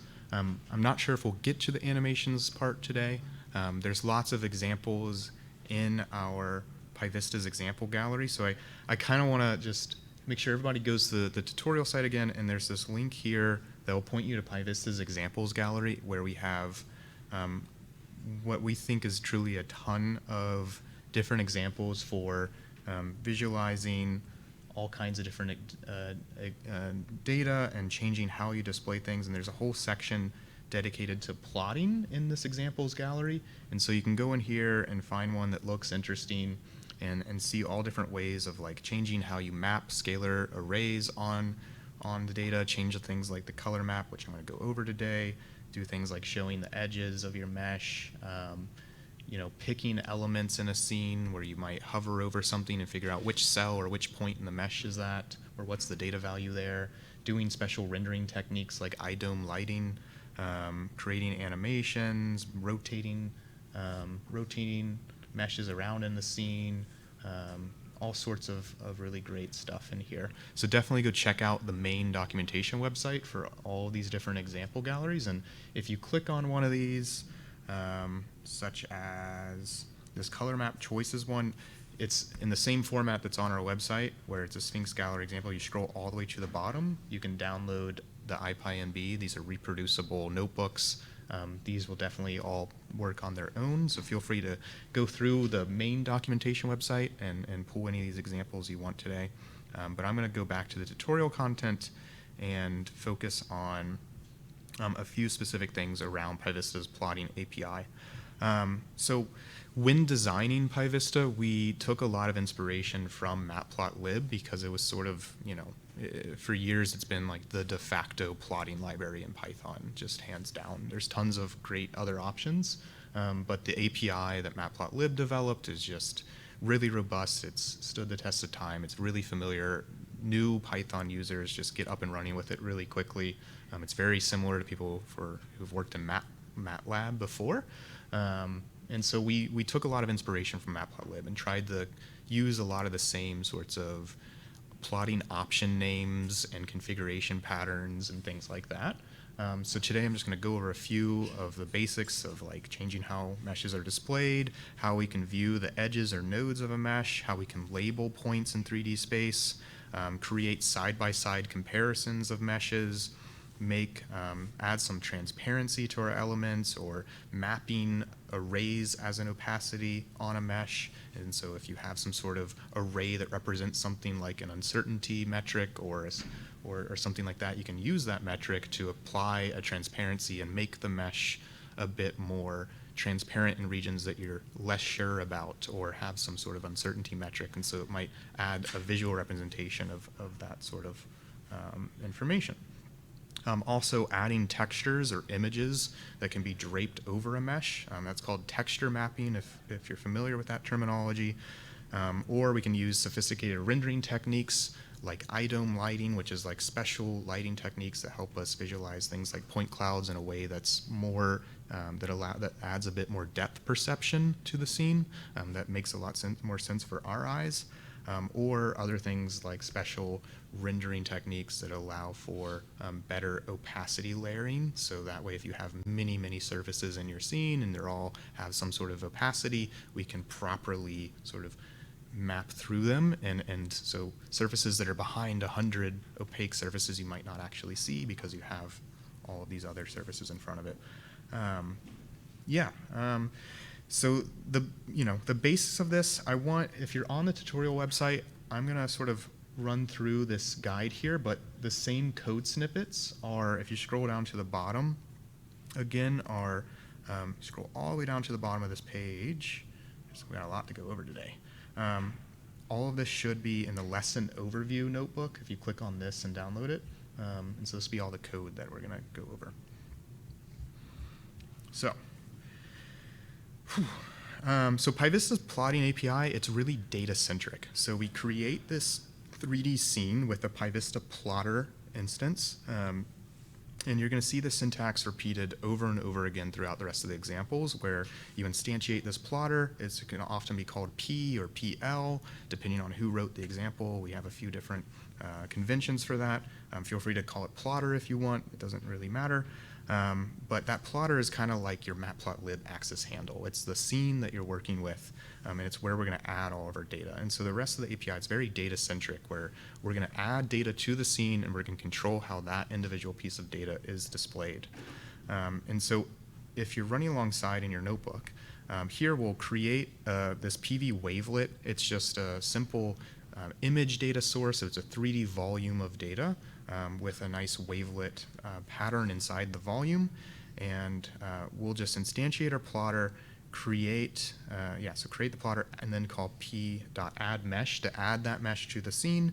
And what you'll notice is immediately some scalar arrays are shown on the mesh. And someone brought this up earlier while I was helping them one-on-one, where we didn't specify which scalar array we wanted to see. But because there are scalar arrays on the mesh, PyVista's default is to show whatever data is on the mesh by default. And so if you have 100 arrays, it will likely look for the first one, but you could also pass in an argument like scalars to control which named array you want to visualize, but the default is to always show one. There are some global options you can set in PyVista that's in our docs to control, like if you don't want to do that, you can just always show a solid color, so that is customizable. But what we can do if we want to change, so the default color map in PyVista is Veritas. I think that's the default matplotlib these days as well. If you want to change that color map, it's as simple as passing the CMap argument. We might alias this with color map as well, and so if you pass color map, hopefully it doesn't error, but CMap is what it's called, and we can just do something like the cool warm map, and that's how you can control which actual color map you're using to map the scalar values on your mesh. And then we can do other rendering options like show_edges to show the edges of the mesh. So this is going to show basically the cell topology of the mesh, give you a bit of insight into the underlying structure that you're dealing with. And so what I want to pause at this point and mention, like, all of these options are all controlled in this add mesh function. And so if I go over to my code notebook, and again, we're in the 03_figures section, and I'm just going to do the lesson overview, and I'm going to run through the same content here. But all of this is controlled in this add mesh function. So if let me zoom in so everybody can see. What you can do is you can shift tab in Jupyter, and you'll see there's a whole lot of options. And these are documented in the API docs on PyVista's documentation site, but you can do shift tab here and just see all the different things you have available to you to control how that individual mesh is displayed. And then there's also some other advanced features that maybe we can get to later when we talk about dropping down into VTK. But there's lots of options. So you control CLIM will be like if you have a data array that spans from 0 to 100, but you only care about the range of values from 0 to 10, you can use CLIM to map the 0 to 10 range. Scalars controls which one's shown. Color is just if you pass in color, it will show the mesh represented as one giant solid color. Things like point size, the line width of the edges that you're showing on a mesh, all your rendering options are going to be in this add mesh function. And so I'm going to go back to my tutorial content. Here's another nice one where we have this Mount St. Helens data set from our examples. And we'll talk a little bit about filters in a bit and what filters are, but there are ways of transforming our data. So we can download this St. Helens data set here. We can then call .warp by scalar. So this is a filter method that's bound to every PyVista mesh. Not too important for the moment, but what it does is it takes this flat DEM profile that's just like a 2D image and then warps the mesh by the scalar arrays to give us this sort of undulating 3D surface. And then what we can do is we can say, okay, we'll do our color map is going to be the terrain color map, and then we can use in a linear opacity map. So basically it looks over the range of scalar arrays on that mesh. So from the very bottom of the range to the top, and it applies a linear transfer function for the opacity across that range. And so that's how we can see the lower areas here in the scene are a bit more transparent, and the areas of higher topological relief are more opaque. And there's different transfer functions you can use for mapping opacity, like sigmoidal functions if you want a sharper cutoff, or if you want, you can specify a specific data array to map some opacity to every individual cell in your mesh. Yeah, so take a look at all those options in the add mesh function. If you're in the tutorial website, this will link you directly to the API documentation. And so it's just like, wowzers, a lot of options here, and it will document, what types are you expecting, what are some examples, some options. So definitely go look at the API docs if you want to see what else is possible. And so I'll go back. And so what's cool about using this plotter syntax when you instantiate the 3D scene is you can call add mesh on that plotter any number of times. And this is how we can start to visualize multiple surfaces together, or multiple meshes all in one scene, where you can create really robust scenes with lots of data in there. And so that's what this snippet here is doing, where in a for loop now, we're calling plotter.addMesh. And we have all of these different solid objects. These are not terribly important, but they could just, kind of like from the very first intro example we did, there were cylinders, cones. These are just some other example geometries that PyVista will create. And so here we're going to get a tetrahedron, a cube, octahedron. This part's not too important, but it's just a list of a whole bunch of meshes. And we can iterate over those, call add mesh. We can specify, some rendering parameters for each one of those. Then we can add some other options to the whole scene here, just to like put a floor on the bottom. And then this is what we get. So we have all of these different meshes in the scene rendered next to each other. Yeah, we can call add mesh any number of times. One other great thing with this plotter API syntax is, and I think we showed this at the very beginning, you can specify a shape when you're instantiating your plotter. And so that's this 1 by 2, and so that'll be 1 row by 2 columns. And then you can activate each one of the subplotters, and so you can kind of think of each one of these as their own plotter instance, each side of the scene here. And you'll activate them by their indices in that grid. So 0, 0 will be the first row, first column. So that'll be this one on the left here. We add that sphere. And then 0, 1 will be first row because we only have 1 row. And then the 1 index will be the 1 index on the column. So that's going to be this square on the right here. And then we just call show, and it will show these two meshes side by side. Then when you're visualizing meshes side by side, often you want to do some sort of comparison where the meshes might overlap in 3D space, or you might want to have your camera look at the two meshes with the same orientation angle. So here it's like I can move around each one of these individually, but maybe we want to move them together in tandem. And so that's what we do here, where we take some example mesh, this wavelet source, and then we create 2 versions of it. The first one are contours. So we take that volume of data and produce some 3D contours of it. That's what this line right here is doing. Again, we'll get to the filters and how to do contours and slices and things like that in the next section.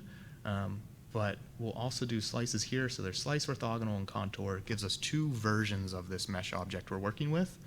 We'll do the plotter here with the shape 1 by 2. So we have this comparison. In the first one, we'll add the contours, and so you'll notice here I didn't call subplot, and instead it's just automatically the very first one is active by default, so we don't have to call subplot 0, 0. So that's how we add the contour here on the left, and then we can say 0, 1 to activate the one on the right, the scene on the right, and that's where we'll add the slices. And then these 2 lines right here allow us to link the camera so that both scenes side by side they always have the same viewing angle. And if I click on interactive scene now, as I move one around, they both move around together. And this will allow us to create different visual representations of the same data, see them side by side, and compare them with ease. There's all kinds of layout options for these subplots that can be passed to the shape argument. There's this string syntax where if you use either the vertical bar or a slash, like a division symbol, will control how you lay it out. It gets kind of advanced and a bit complicated. We have some docs outlining how to do this, but it allows for creating scenes like this one, where it's like maybe you have 3 subfigures on the right, so you could have like a whole bunch of different representations of the same data in smaller views, and then you have like a main scene that you care about here on the left. And so there's all kinds of ways you can lay out these subplots. I'm going to take a bit of water, but does anyone have any questions at this point? Could you maybe say again what the contours were? When you said that, I was sort of picturing a 2D thing and then like single lines for heights. Yeah. So we're going to jump into filters in the next section, but this contouring in this specific example, and our contour filter, broadly speaking, is basically a geometry reducing operation. So if you have a 2D surface, like just an undulating topography surface like the Mount St. Helens I showed, the contour filter would reduce the geometry by 1, and so that would produce the line contours around, like you would see on a topological relief map if you're going hiking. But if you have a 3D volume of data, the contour will reduce it from 3D to 2D, and so then you get these 2D isosurfaces. And so that's what you get here, where it's constant values across the whole surface throughout the full 3D volume. Maybe this example is a little too wild or active to see, like, to really understand, like, those are all, each surface you see here is a constant value amongst and within the 3D volume, but that's the gist of it.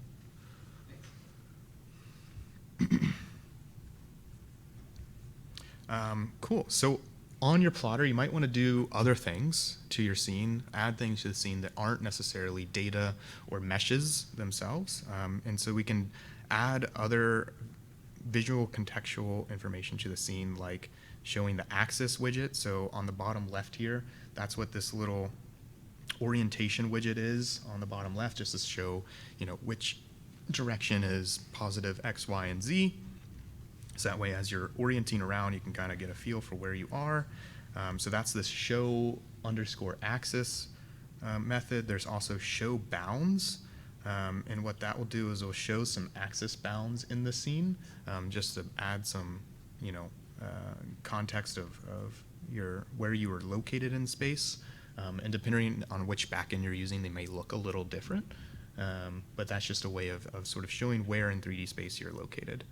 So that's, the gist of PyVista's plotter API. We've gone through the code snippets in the lesson overview. I might breeze through these 3 exercises, and then the exercise notebooks, and then I don't know if we'll get to the bonus content, but I definitely want to make sure everybody has some time to use the do-it-yourself section and try to change the plotting parameters of some meshes. I'll jump into this types of shading. So in PyVista, there's all kinds of ways you can configure the lighting, and I just want to open up the notebook here so I can run it. Whoops. I can run it alongside everybody. So by default in PyVista, we use flat shading. We can send some resources on the Slack that explain the different types of shading, and I think our documentation website will dive into the nitty-gritty details of the different shading techniques, but by default we use this flat shading style, which very often you're going to see visual artifacts of your mesh when you use this sort of lighting style. So like here in this nut and bolt, we have this really, really flat one cell surface up here at the top, and then inside this bolt we have a whole bunch of, and let me turn on the cell edges so that way we can see.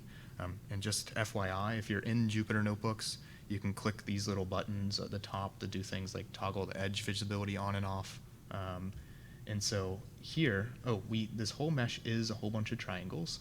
So because all of these are really, really flat right here and oriented, we don't see any lighting artifacts as we move around. It just looks like one nice, flat, smooth surface. But as we look inside, we see sort of all the artifacts of the fact that it's made up of a bunch of triangles. And that's just an artifact of our lighting technique that we're using. We can use something called smooth shading in PyVista to alleviate that. And that's it. Sort of what it will do is create a much smoother visual representation. And so we still have the same underlying geometry, but the visual representation of it's a lot smoother. So we still have some of these sharp edges up here at the top, but as the lighting is changed, it looks a lot smoother. And I can turn on the edges, and you can still sort of see those. So that's those sorts of things. We can also do things like there's a rendering technique where you might split really sharp edges, so that way the lighting doesn't try to blend them over. Because if we look at this example, and I turn off the one we just did, it kind of looks like this almost looks round right here in this top corner, and that isn't right. And so what we can do is we can split the mesh at those edges, and then the lighting will figure out that, okay, that's one flat edge, and it will display it a bit more correct. And so that's what we do here, where I can say split sharp edges equals true along with the smooth shading, and then now we get this visual representation of our bolt or our nut that looks really quite nice. And so the interior here that's made up of a bunch of triangles, like it looks really, really nice and smooth, and then we don't get that artificial smoothing over of these exterior edges out here. And so there's ways you can control at what threshold that you want to split the mesh. There's a whole filter dedicated to this if you really want to dive into the weeds and really get the display style right. But I just want to highlight that the option's there for you. And I think here we talk about, in this bit of code, there's this filter in PyVista called extract feature edges, and where we can control that feature angle, and we set it at like 30 degrees as our maximum, and so anything above 30 degrees will get split or cut, and that's what we get here. And so we can see those sharp edges are all getting split, and then those are distinguished in the mesh, and so the lighting picks up on these properly, whereas the individual cells, if I go back and turn the edge visibility back on, we'll see these ones are less than 30 degrees, the angle between them, and so they don't get split, and they're sort of lit together in one shade. So yeah, that's split sharp edges, and then there's also, I guess this is sort of part of the bonus material, there's something called physically based rendering. In PyVista, we call it PBR. If there's beer drinkers in the crowd, you might enjoy that. But this sort of is a way of creating physically realistic renderings of data in the scene. And so this is a nut, and it should be made of metal. And so we can use the physically based rendering, so PBR equals true, and you can say you can add these display parameters. There's some docs about what these mean and some other options you might want to control, but these kind of look nice for this specific example, where we can add a bit of metallicness and roughness to how we're lighting and shading this mesh, and it makes it look a bit more metallic and more realistic, and what we'd expect if we're visualizing something that is supposed to be metal or look that way. And so it has a bit more of the shine and has that metallic look to it. Then I'm going to go through this one rather quickly, and then I'll probably call it here and just open it up for y'all to go through those examples. But this is all about texture mapping. This specific example is overlaying a geological topography or a geologic map. So if someone went out and drew a bunch of boundaries about what types of rocks are on the surface and created something called a geological map. This is in the GeoTIFF format for those that are familiar. If you're not, you can kind of think of it as just a big image or even a PDF almost of just a map of the ground. And then we have this topography mesh. And so that's what I'm loading here in this examples download file topo clean. We'll read it in. We get this unstructured grid. It's got a whole bunch of points and cells. This example code right here just downloads that TIFF file, which is the geologic map that we want to overlay on top of our elevation model. There's a whole bunch of helper code in here. I'm just kind of blasting through it. If you want to know the nitty-gritty details of texture mapping and how all this works, definitely dive in the code, ask us questions later. We'll do a bit of something called texture mapping to associate some coordinates on the mesh itself that align the image that we want to overlay. And what we get is something that, and I'm just going to blast through. This is sort of a representation of how we do texture mapping, where there's 3 coordinates, an origin, a point U, and a point V. And basically the image that we have is going to go extend that full range and be draped over the full surface. And what it looks like is something like this. And let me zoom out. I don't know why it's so zoomed in. Whoops.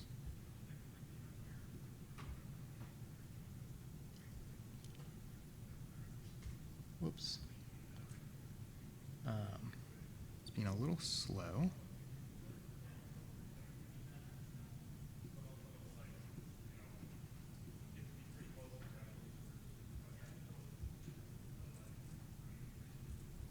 Let me just reset that and run it.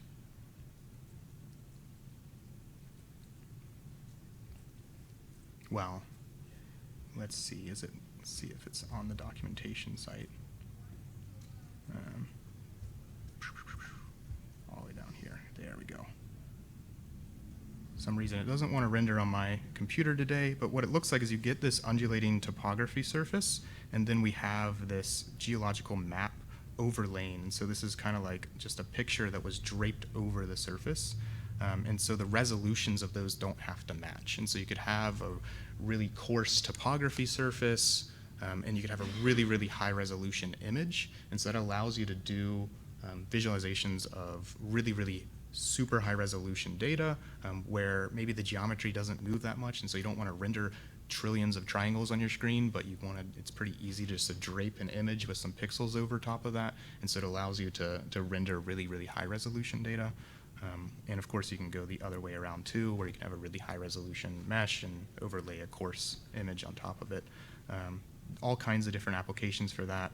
I come from a background in the geosciences, so this is very often something I do, where we want to overlay some map that somebody created on a 3D model of the topography surface. So at this point, I'm going to just say, or open it up for the exercises and have everybody sort of go through these, try to do it yourself. Again, the solutions are here on the website or in the notebooks folder that you downloaded. Raise your hand if we'll be walking around and happy to answer questions.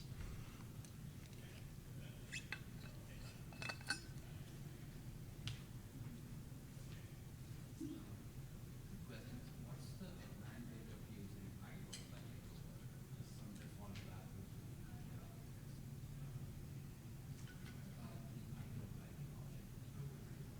option.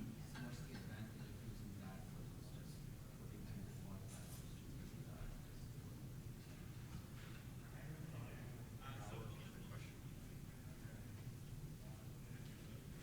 Yeah, so they were asking some comparison of physically based rendering versus iDome lighting and the different rendering techniques and perhaps why you might choose one or the other. I haven't given a ton of thought of why you might choose PBR over iDome lighting. I'll say that iDome lighting is really specific for typically visualizing point cloud data, or you want to have like a special type of lighting style on really high resolution meshes. That's usually where I've seen it used. We have an example, here in the solutions or in one of these exercises with iDome lighting, where if you visualize a point cloud, very often this is what you'll see. It's just like one big washed out color of a bunch of points, and there's just no depth to it. It's really hard to glean any useful information from it, even as you rotate the scene. And so it's just like you don't really know what's going on there. And iDome lighting's one way to get around that, where it adds a whole bunch of shading and depth to the image, where you can really perceive the depth of the point cloud itself a lot better. And this is just necessary when there's no cell connectivity between the points. So we're just looking at a bunch of points. As soon as we create a surface between these points. We no longer really need this. Though I've seen it be useful in scenarios where you're dealing with a really, really high resolution surface and you want that shading to capture the depth correctly. Whereas physically based renderings, typically you want something that has like a metallic sheen to it, or those sorts of rendering techniques.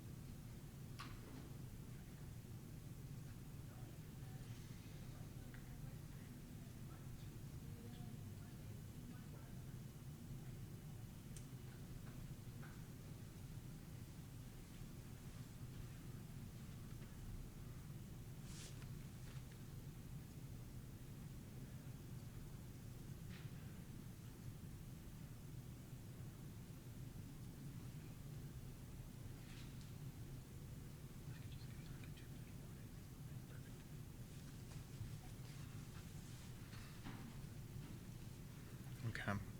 I'm talking too much and running behind schedule, so I'm going to jump into the next section and talk about filters specifically. But unless anyone has some lingering questions from the plotting API or different rendering techniques. No, cool. All right, so we're going to talk a bit about filters, and this is what I find to be often some of the most fun stuff in PyVista, just because it allows us to transform our data and do all sorts of things to glean insight and transform and just see what we really care about in our data. So PyVista mesh objects, at this point, hopefully you're comfortable with the idea that there's these mesh objects that represent your spatial data, whether that's poly data, unstructured grids, image data, it doesn't really matter, they're all meshes. But there are these different types, and some of them will have different filters available to them than other types. But some of the common ones that are available to all mesh types I'm going to go over today, which are going to perform really standard operations you might want to do to 3D spatial data. Again, the section of the tutorial is all adopted from our main documentation site. If you go to our examples gallery, we have a lot more examples of filters. There's API docs of even more examples of the different filters. So definitely go check that out and look at our example gallery. But I'm going to jump in and talk about a handful of really common ones. Usually slicing is something you'll want to do to 3D data, where you have some 3D volume of data and you want to slice through the middle of it and see what the values are along some plane or some surface inside that volume. So we have a handful of different slicing filters available in PyVista that allow you to either slice a single plane, slice 3 orthogonal planes, do things like slice along an axis and create 20 slices all oriented the same way, or you could create a slice with some spline surface and create like a curvilinear slice through a surface. All kinds of fun slicing stuff to sort of inspect and see inside the volume. Thresholding is often a really common one, where perhaps you have some data and you have a whole bunch of an array of a whole bunch of data on that live on the cells or the points, and like my data range is from 0 to 1,000, but I only care about the range from 0 to 100, and I just want to chop off the parts of the data set or the parts of the 3D mesh that are outside the range I care about. And so we can use this threshold filter to do that. And it has a few different options. We can also do clipping to say, okay, I just care about a certain spatial extent, so I can just clip it with some region of sort of bounding box or something like that to extract a certain subset of the volume, all kinds of different clipping operations depending on the data type.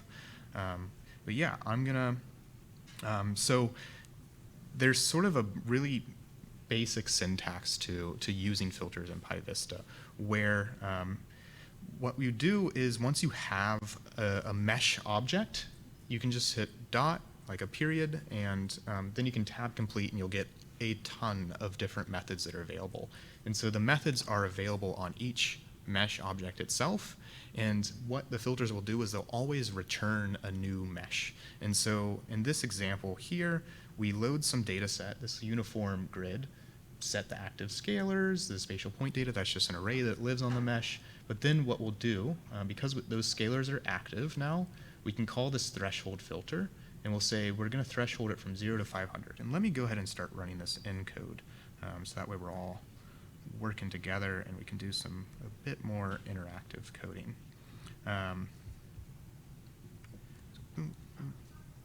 Okay, here we go. So I'm going to split these two cells just because I want to show we have this data set here. It's an image data mesh.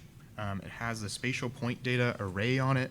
It has, let me zoom out, it has a minimum of 0, a maximum of 729.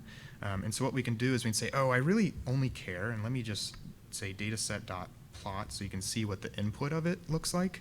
And it's just this full 3D volume with a whole bunch of voxel cells.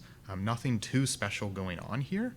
But what we can do is we can say, oh, I only care about the range of data from, if we're looking at that scalar bar here, from 100 to 500. So it's quite a subset of the volume itself. And so we can use the threshold filter for that and say 100 to 500 as a range. And that will be this new threshed object here. Whoops. That will be this new threshed object. And we can also create an outline of the original data set. And so that way we'll get an outline of the box of the extent of the full data set, and we'll get some subset of the volume in this threshed object. And then what we can do is use that plotter API to say, okay, let's instantiate a plotter. We'll add both of those things to the scene. So we get both this threshed and the outline. So the outline, we're going to give color equals K. If you're familiar with Matplotlib, you've probably seen that before, and it just means black. Add the threshed volume here. We can change the camera position and hit show. And this is what we get. And so we get sort of a chopped out ISO volume from the original data source, and we can see the full extent with that outline filter we used. And so this is a way to chop out regions of your 3D volume that you don't necessarily want, or extract regions you do want, and only visualize those certain regions. And so that chopped out, yeah, everything. So this volume is everything within 100, everything within 100 to 500, I think. Cool. So there's a number of filters available. We can also do contouring, slicing, glyphing. I'm just going to run this snippet here, and it's going to run those three filters, the contours, the slices, and the glyphs. It's going to create a plotter where we're going to show all of those. And just so we can chat about what this looks like. So there's let me zoom out. Each one of these subplots are different. It's the same data set in each one of these. Again, we've linked the views so we can do that comparison view and see them all together. So the one here on the left is that thresh we did earlier. The one on the right here are contours. And so again, it's geometry reducing. We went from 3D volume down to 2D surfaces, ISO surfaces of constant value in that volume. Then there's the slice orthogonal down here on the left, where it takes 3 orthogonal planes and creates 3 slices. You can orient those at different points throughout the mesh. Or you can do something called glyphing, where it looks at all of the points of the mesh inside the 3D volume, looks at the scalar array in there, and it can scale some glyphing geometry by that data array. And so in this case, it looks at the data array in there and scales some spheres. And that's how we get this nice gradient of a bunch of spheres. And so that's sort of the basic filters that are available to you. I want to drive home that every mesh has all these filters available under its namespace. And so you can say dot and tab complete to get these filters, and then every filter is always going to return a mesh. And so what you can do is create these sort of chained operations. In VTK, it's called pipelining and it's dynamic, but in PyVista, it's chained, and so they're not dynamically updated. But what we can say is we can take our data set here, and then we can call the threshold filter, and then we can immediately call the elevation filter, and then after that, we can immediately clip the filter, or call the clip filter on that mesh. And so we can chain all these different filters together, because each one of them is just passing their output on to the next one, because it's just the threshold filter outputs a mesh object, and so that means this elevation filter will be available on that mesh object, same for the clip, and so on. So you can chain a bunch of operations together and get some result.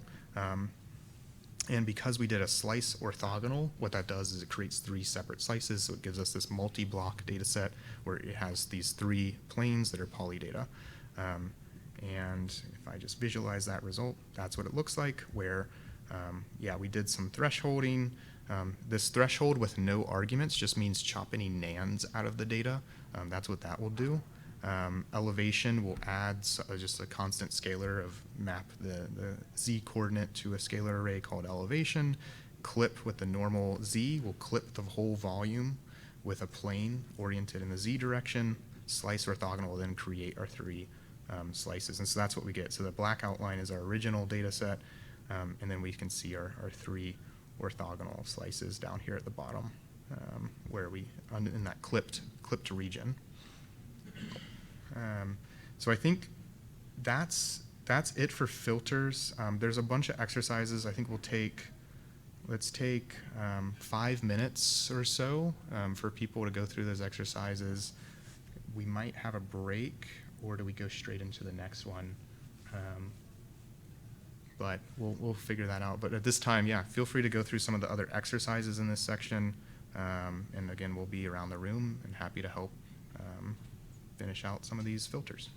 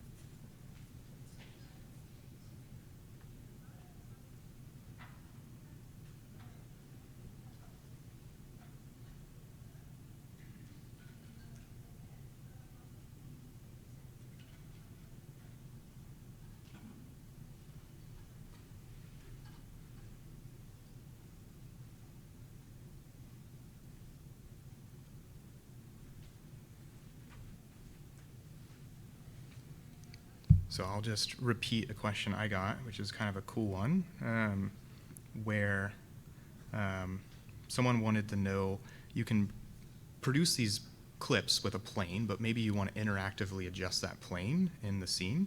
So one thing we can do, if I create a new cell here, I'll just say, so I have my plotter instance. Let me scroll up. Hopefully this code is visible.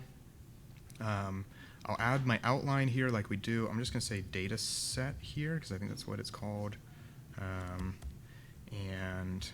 There's a specific filter, so you can say add mesh is how you typically add data, but we have some helper methods on the plotter. And you can tab complete this, hopefully.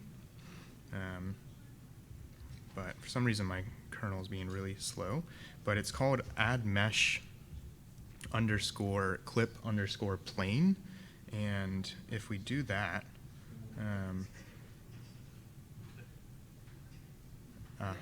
One day I'll learn how to spell. We can do this add mesh clip plane, and what that does, and let me zoom out so the scene's a bit more visible.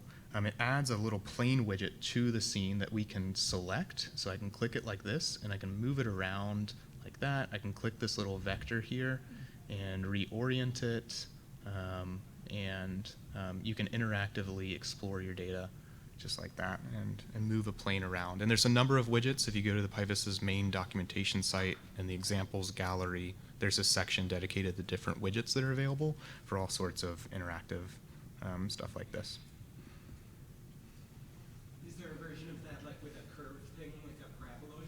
There is. So if we do docs.pyvista.org, go to examples, and then widgets. So this is the examples, widgets, and then there should be one right here where it's the spline widget, where you can create that little paraboloid line through it and create like a wavy surface. And how that plane is oriented you can control, but this is one example of doing that. Very cool.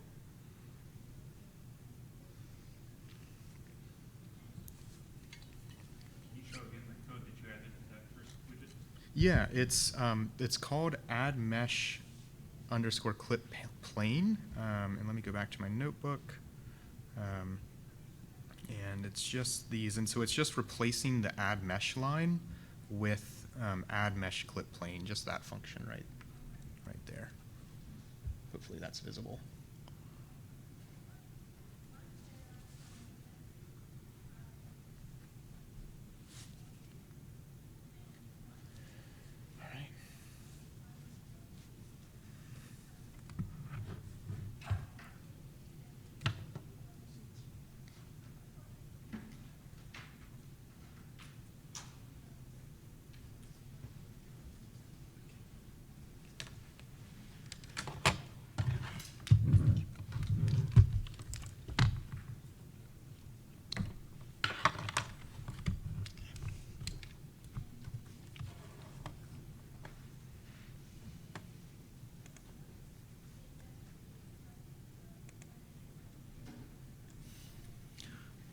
All right. Okay.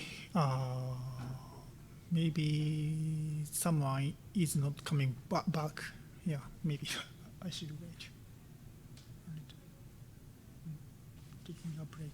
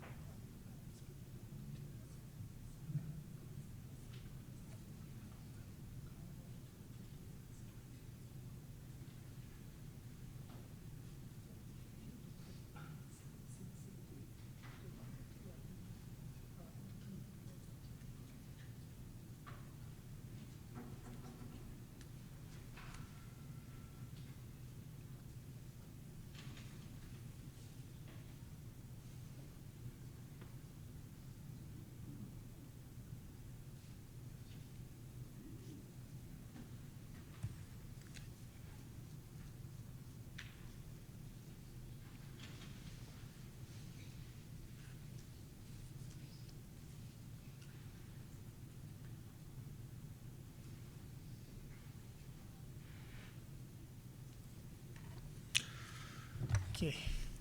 Uh, okay. Okay, I will start this section. In this section, I will introduce the external example of PyVista. From now, we have a very abstract explanation about PyVista, but I guess that most of the attendances here have your measure and have some example to you want to plotting in 3D data. I think that so. Yeah, I will introduce some example and show that something inspiring you. So I hope it will help you. And the first example I want to show is PyElastica, and this is an example of biorobotics. I guess that this is an example, and you know that it is displaying polydata of the 3D and showing how the bird is shining their wing, and also the how the snake is moving, and yeah, this is cool. And also there is some kind of the astronomy which is called Sankit PyVista, and this is the example which the SciPy community is making, and also this is an example gallery, and this is an example of the displaying displaying the sun, and you can see the interactive scene by clicking here, and yeah, this is also cool.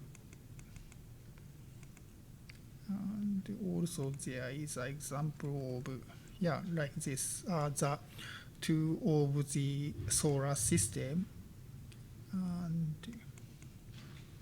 yeah, this is also the cool example of the PyVista. And yes, also there is another example in this page. So if you have anything you are interested in it, please click to please click here and go to the page which you are interested in it. Yeah, so and this time I want to Bill to explain about GeoVista, which he developing for the displaying the some kind of geo information by using the PyVista. Could you explain about it? Yeah. Sorry. This is this is a page. Thank you. So there was a link there at the bottom of the examples. You can click. It'll take you to the documentation for GeoVista. So being in tech, so we'll sort of set the scene really, and hopefully you're getting this impression of this kind of rich, powerful ecosystem that PyVista is providing. And so I've come to this like yourself. I've seen it. I thought, ooh, this looks really interesting. And I work at the UK Met Office, so we provide like weather forecasting and climate information for the public and military and industry and things like that. So we have a lot of scientists who have weather data that want to visualize it. And so we built GeoVista on top of PyVista. And what I'll do is I'll quickly, this is an example we'll go through, just see you get a flavor of GeoVista. But really I've got 15, 20 minutes with you guys. So really what you ask the question of like, what's GeoVista? Why the heck did we create this thing? And what's it doing? Where's it going? So hopefully you get a feel for where we're headed with it. We've just released 0.5 last night. This is the documentation which we've just built, and we're trying to curate. It's quite young. We're trying to curate lots of information for people. I'm just going to go to the overview here. This is using the Sphinx book theme, which is quite nice. Motivation. Can you read this? Make this a bit bigger. How to change the font size? Is it Japanese keyboard? Oops. Can you read that? Anyway, it's basically the metaphys is changing its model to using an unstructured cube sphere, which is interesting and challenging for many reasons. And the resolution is going up, as most things. So there's new visualization challenges there, and our team kind of developed CartaPy. I know there's two people who know an awful lot about CartaPy in the room. There's like Ryan and Greg, they're co-developers. So we were trying to visualize this. Matplotlib wasn't really scaling at the time. So then we kind of looked around and then we found PyVista, which kind of was ticking all the boxes that we needed.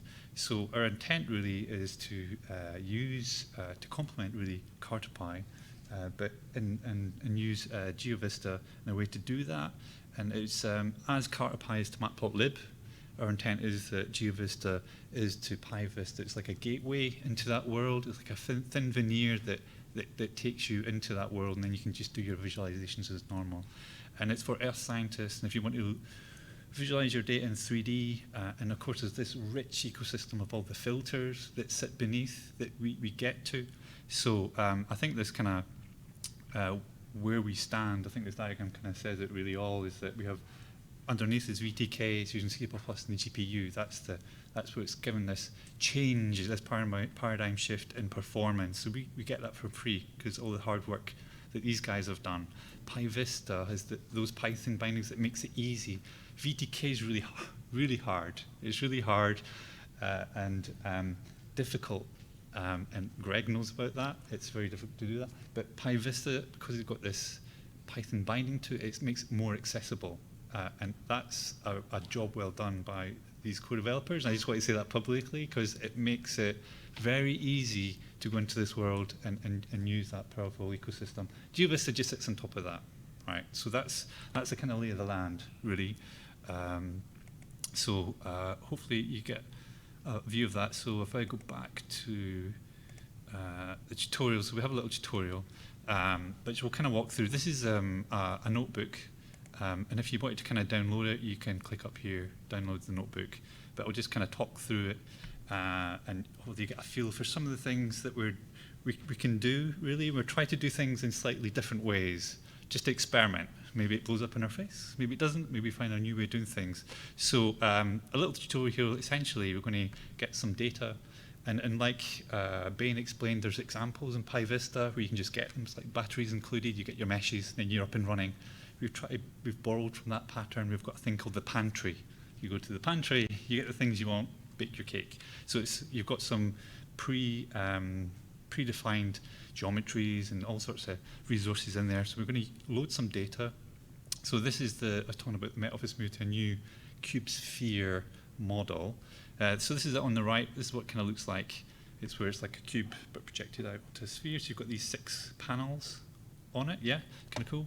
So we're going to load some data, and so you've got these 6 panels, and the way we sort of describe it is that these panels are square, so we're going to use a C48 cube sphere. So there are 6 panels, and there's 48 by 48 in each panel, so there's going to be 6 by 48 by 48 cells in this overall cube sphere mesh.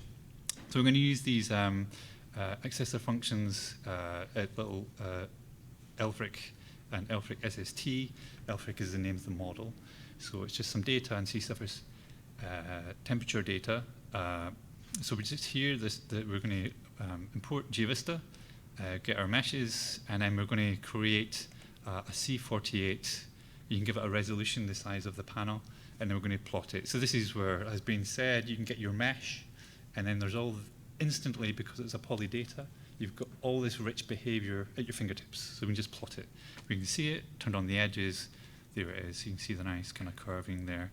So, okay, that's nice. But we've got the same mesh, C48, but there's some data on it, some sea surface temperatures. That's the Elfric SST one. So we create it, and then we just plot it. There we are. So we've got some ocean temperature data, and the land is masked out because oceanographers typically are interested in the land, just the sea. So, but what GeoVista does, if you have masked data, it'll turn that into NAND in the cell, and that helps us later on because Bain talked about a threshold filter, so we can get rid of the land in one line, which is kind of nice. So our task really for this little tutorial, just as a way in to GeoVista, was to say, well, given our cube sphere, we might be just interested in, because we know there's panels, we might be interested in saying, well, just give me all the data over the Americas panel. Why not? It might be just interested in that to do like a local kind of bit of science. So there's a convenience there. And this panel is like a geodesic panel. So we can use this GeoVista geodesic panel. We've got Sphinx Tippy turned on, which is really nice. You can just hover over and you'll get like the tooltips rather than going off, which is quite nice. So we've got this panel, and we can basically say, well, they're named as a convenience. And this gives you, what we're going to do is the panel will create a geodesic bounded manifold. So it's like a three-dimensional object. It's kind of like extruded, and we're going to use that to cut out things in the mesh, which is really powerful. So this is what the panel will do, and it returns this thing called a geodesic B-box, like a bounded box, right? Can you make your fonts a bit bigger? Yes. So how do I make this font bigger on your keyboard? Yeah. Please use this. Yeah. Control and scrolling. Is that better, Randy? Yeah. Great. Yeah. Okay, thank you. Okay, so so now what panel returns this B-box instance, and if you wanted to not interested in a panel, but somewhere random, like anywhere over the UK or Texas or something like that, you can do that. So you can look at B-box over here, and it tells you how to kind of do that. So here we get our panel, and we say, okay, give us the Americas panel, and that'll give you back a bounded box object. And again, there's like some behavior on that where you can say, well, I've created this bounded box, but what does it look like? Where is it? And there's a convenience on there to say, well, give me the mesh of that bounded box, which is a polydata, and let's just plot it. So then we can see what it looks like. It kind of looks like a big chocolate, sort of orange wedge, really. It's difficult to see if it's more interactive, but it's got this depth to it. And then what you can see is what we're going to do is then say, okay, well, let's use this manifold, and we'll place it over our mesh and make sure it's in the right position. It's the right panel. So we take our original sea surface temperature mesh, and then we've added the mesh of the manifold to it to say, well, is this in the right place so we can get the cells underneath? And it seems to be, it looks like it. So, but what we can do is, well, let's just kind of spin it around, turn on opacity. So this tutorial is just showing some of the little things you can do that Bain was talking about, a whole bunch of keywords that you can do, a whole bunch of features. And you say, well, okay, take our mesh, turn on opacity so we can see through it a little bit. And then we're using, there's a convenience, we have a geoplotter. So we've taken the plotter that Bain was talking about, we've just kind of specialized it and added some cartographic conveniences, some behaviors in there where you can do things that make sense, like add coastlines and things like that. And one is to sort of position the camera, but because you're thinking of your geospatial data, you want the camera to be not in that XYZ coordinate, but you want to be maybe a lat long and say, look here, please. So it understands that. So we're saying just turn to 30 degrees east, and then you get a sense of, you can see there's the mesh. We have this manifold, but it's come into it's in there. So now we know that that surface is within our manifold. So now we're kind of cooking now. So we can actually sort of use some extra filters that we get through PyVista to say, well, give me all the cells that are within this manifold. So you can see where we're going with this. But just to kind of also show it, another feature is that with the manifold, you can actually get the boundary, because sometimes it's in 3D, but it's difficult to kind of see where it is on the surface. So you can say, where's the boundary of that bounding box? And we've turned the camera around, so we see that's where it's going to intersect this mesh. So it looks like it's going to do the job. So let's go ahead and use this manifold to say, well, give me all the cells under there. So I mean, normally you would kind of use Shapely to do this kind of thing, and it's like the obvious thing to do, and it's amazing. But we're trying to explore and leverage VTK and its filters and the power there, because with this manifold, because it's 3D space, rather than just having a surface, in this simple example, we've got a surface of the Earth. but we might have, I don't know, if this was over Europe and we had Iceland, which is famous for its volcanoes, which are very rude and erupt every occasionally, and then all this plume of particulates are coming towards Europe. We have scientists who spin up, atmospheric scientists who look at that and they want to model it.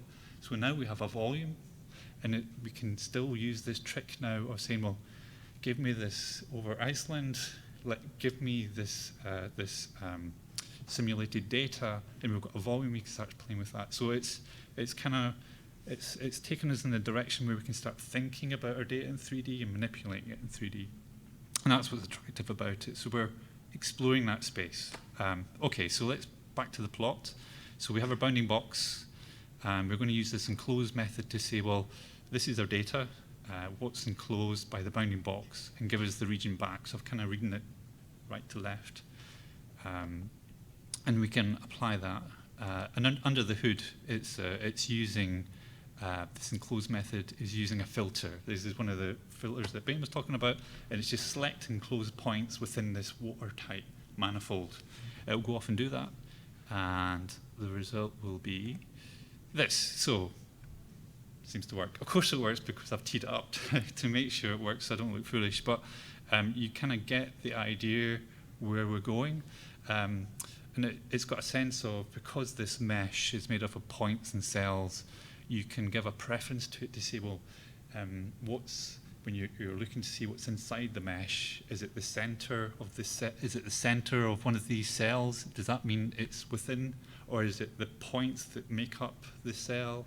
So there's different little controls where you might get slightly different results, but they're there to kind of maybe play later on with. So okay, so we've cut out our panel.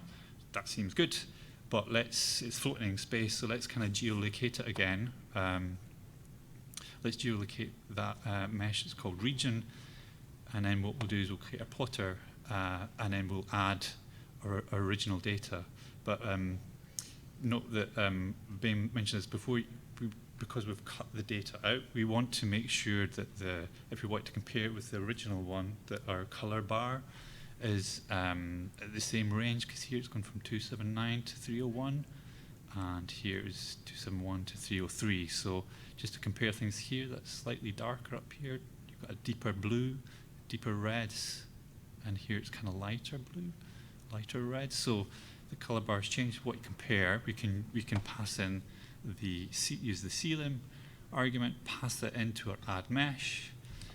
We're also going to display, like I said, because we've got this geoplotter, we can add a base layer, and we're going to texture map a natural Earth kind of raster over it, and add some coastlines, which are going to be natural Earth coastlines, but 10-meter resolution, and it can render that in a snap, because we've kind of we've cached that and we've got it there, which is really nice. So, and these are just camera controls to control the camera. So now we're getting a sense of, here's our data, here's the Earth.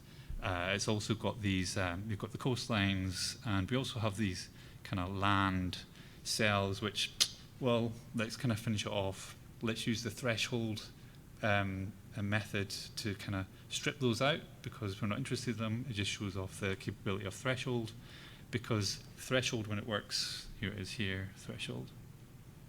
When you apply that to a mesh, by default, it'll look for NaN cells, and we have conveniently put that on for mass data. So now, with this one line, we take our region, which was this guy here, and we just say threshold it, and that'll give us, we called it C region, because basically it should be the C, because it's a land mask. And then let's plot that together. And of course, scientists being scientists, we've got a phenomenon with no SI unit, very naughty. So let's add some, this is an example of how you can control add-on. It's in Kelvin. So we can add that in, tell this scalar bar about that, and let's get our kind of final plot. So there we go. And a few lines of code, not bad. We've kind of got our data set, we've thresholded it, we've used a manifold to cut out the area we're interested in, rendered the scene, texture map a golden underneath, and it it's going in the direction we quite like. It's quite pleasing. Now, this is all 3D as well, interactive as well if you want it. How are we doing for time? A couple of minutes. So there's a little extension there because it's nice, it's on a globe, but I want to project it. I want to see it, just like CartaPy does. So we're kind of, if we can do almost the same as CartaPy, that would be amazing, but that will take a bit of effort. But we do have some cartographic entry-level behavior in there. So essentially, what you give to our geoplotter is the coordinate system, just as you would like a geo-axis and CartaPy, same kind of deal. And here we've got a prod string. We're going to put it in Robson projection. Here we go, very nice. It's also projected, it's done the coastlines, it's done this base layer, projected it all for you, which is quite nice. But also, as a tip to CartaPy, it's got these rich coordinate systems. It'd be nice if we could just, people are using that and they want to then say, oh, I'll use GeoVista for whatever reason. You can take the coordinate system, give it to GeoVista to a fashion. We need to get it all working, but you can give your coordinate system to GeoVista in the same way and it will understand it. And here we're just also, with the manifold, we cut out everything that was inside the manifold. You can also say, well, give me everything outside the manifold. And we've done that here with the enclosed. You say outside true, it gives you back the result. We've thresholded it again, see outside, we just plot that. And again, it's a mole vida, we plot that, which is kind of pleasing. So that works, which is kind of nice. So have a play with that. There's a little summary of what we kind of talked about there in that tutorial. I've got some time. I'm going to end with some eye candy, which is sort of nice. So I'm going to go to the website, and if I can find this stuff. So have a look in your own time. But there's a nice sort of, this is a scientist who came to me, he's an oceanographer, and it is, so this is using PyVista QT, and this is real time. So I'm just playing around with this, and I'm basically, we create the mesh, but as being said, you can keep putting data on it. So we have a callback, and we're just populating with the data. And all of a sudden, our oceanographer's like, oh, I can see my data. And there's some like crazy, this is sea surface wave height. So you can see these waves crashing into South America. The surf is particularly good there, apparently. There's a storm brewing up here. It'll pop up, I think. There it is. Nice. But it brings your data alive, and that's the power of PyVista, which is super cool. There's one more. Oh yeah, we've got like a YouTube channel to try to put some examples in there. This is another one, K-scale. So that was a real-time animation. This one is like, it's rendering each scene and writing it out rather than being interactive. But this was like high-resolution cloud data I got from a scientist. And you just wanted something to kind of start a conference and get people's attention. And this turned out really nice. There's nice opacity going on in the clouds at different levels. Kind of gets your eye, starts a conversation. But it's whizzy, but I think it serves its purpose. It just shows off the power that we've got. It's all in Python, right? Which is really nice. Let's, one more. One more. Can I go back? Yes. So there was an issue. There's a chap that popped up, Julius Busecki. I don't know if you know him. He's at Columbia University. And he just pinged me one day saying, hey, Bill, where is it? Let me find it. Nope. They're closed. I'm looking in the right place. Let's see if I can find it. There it is. Thank goodness. Thought it disappeared. So Julius popped up and said, hey, you asked me a question. He said, oh, by the way, I made an animation. I was like, okay. And I kind of fell off my seat. And I love it when things like that happen. So I'm just going to make this full screen. Play it. Like, oh my God. Julius, what have you done? Beautiful. Beautiful.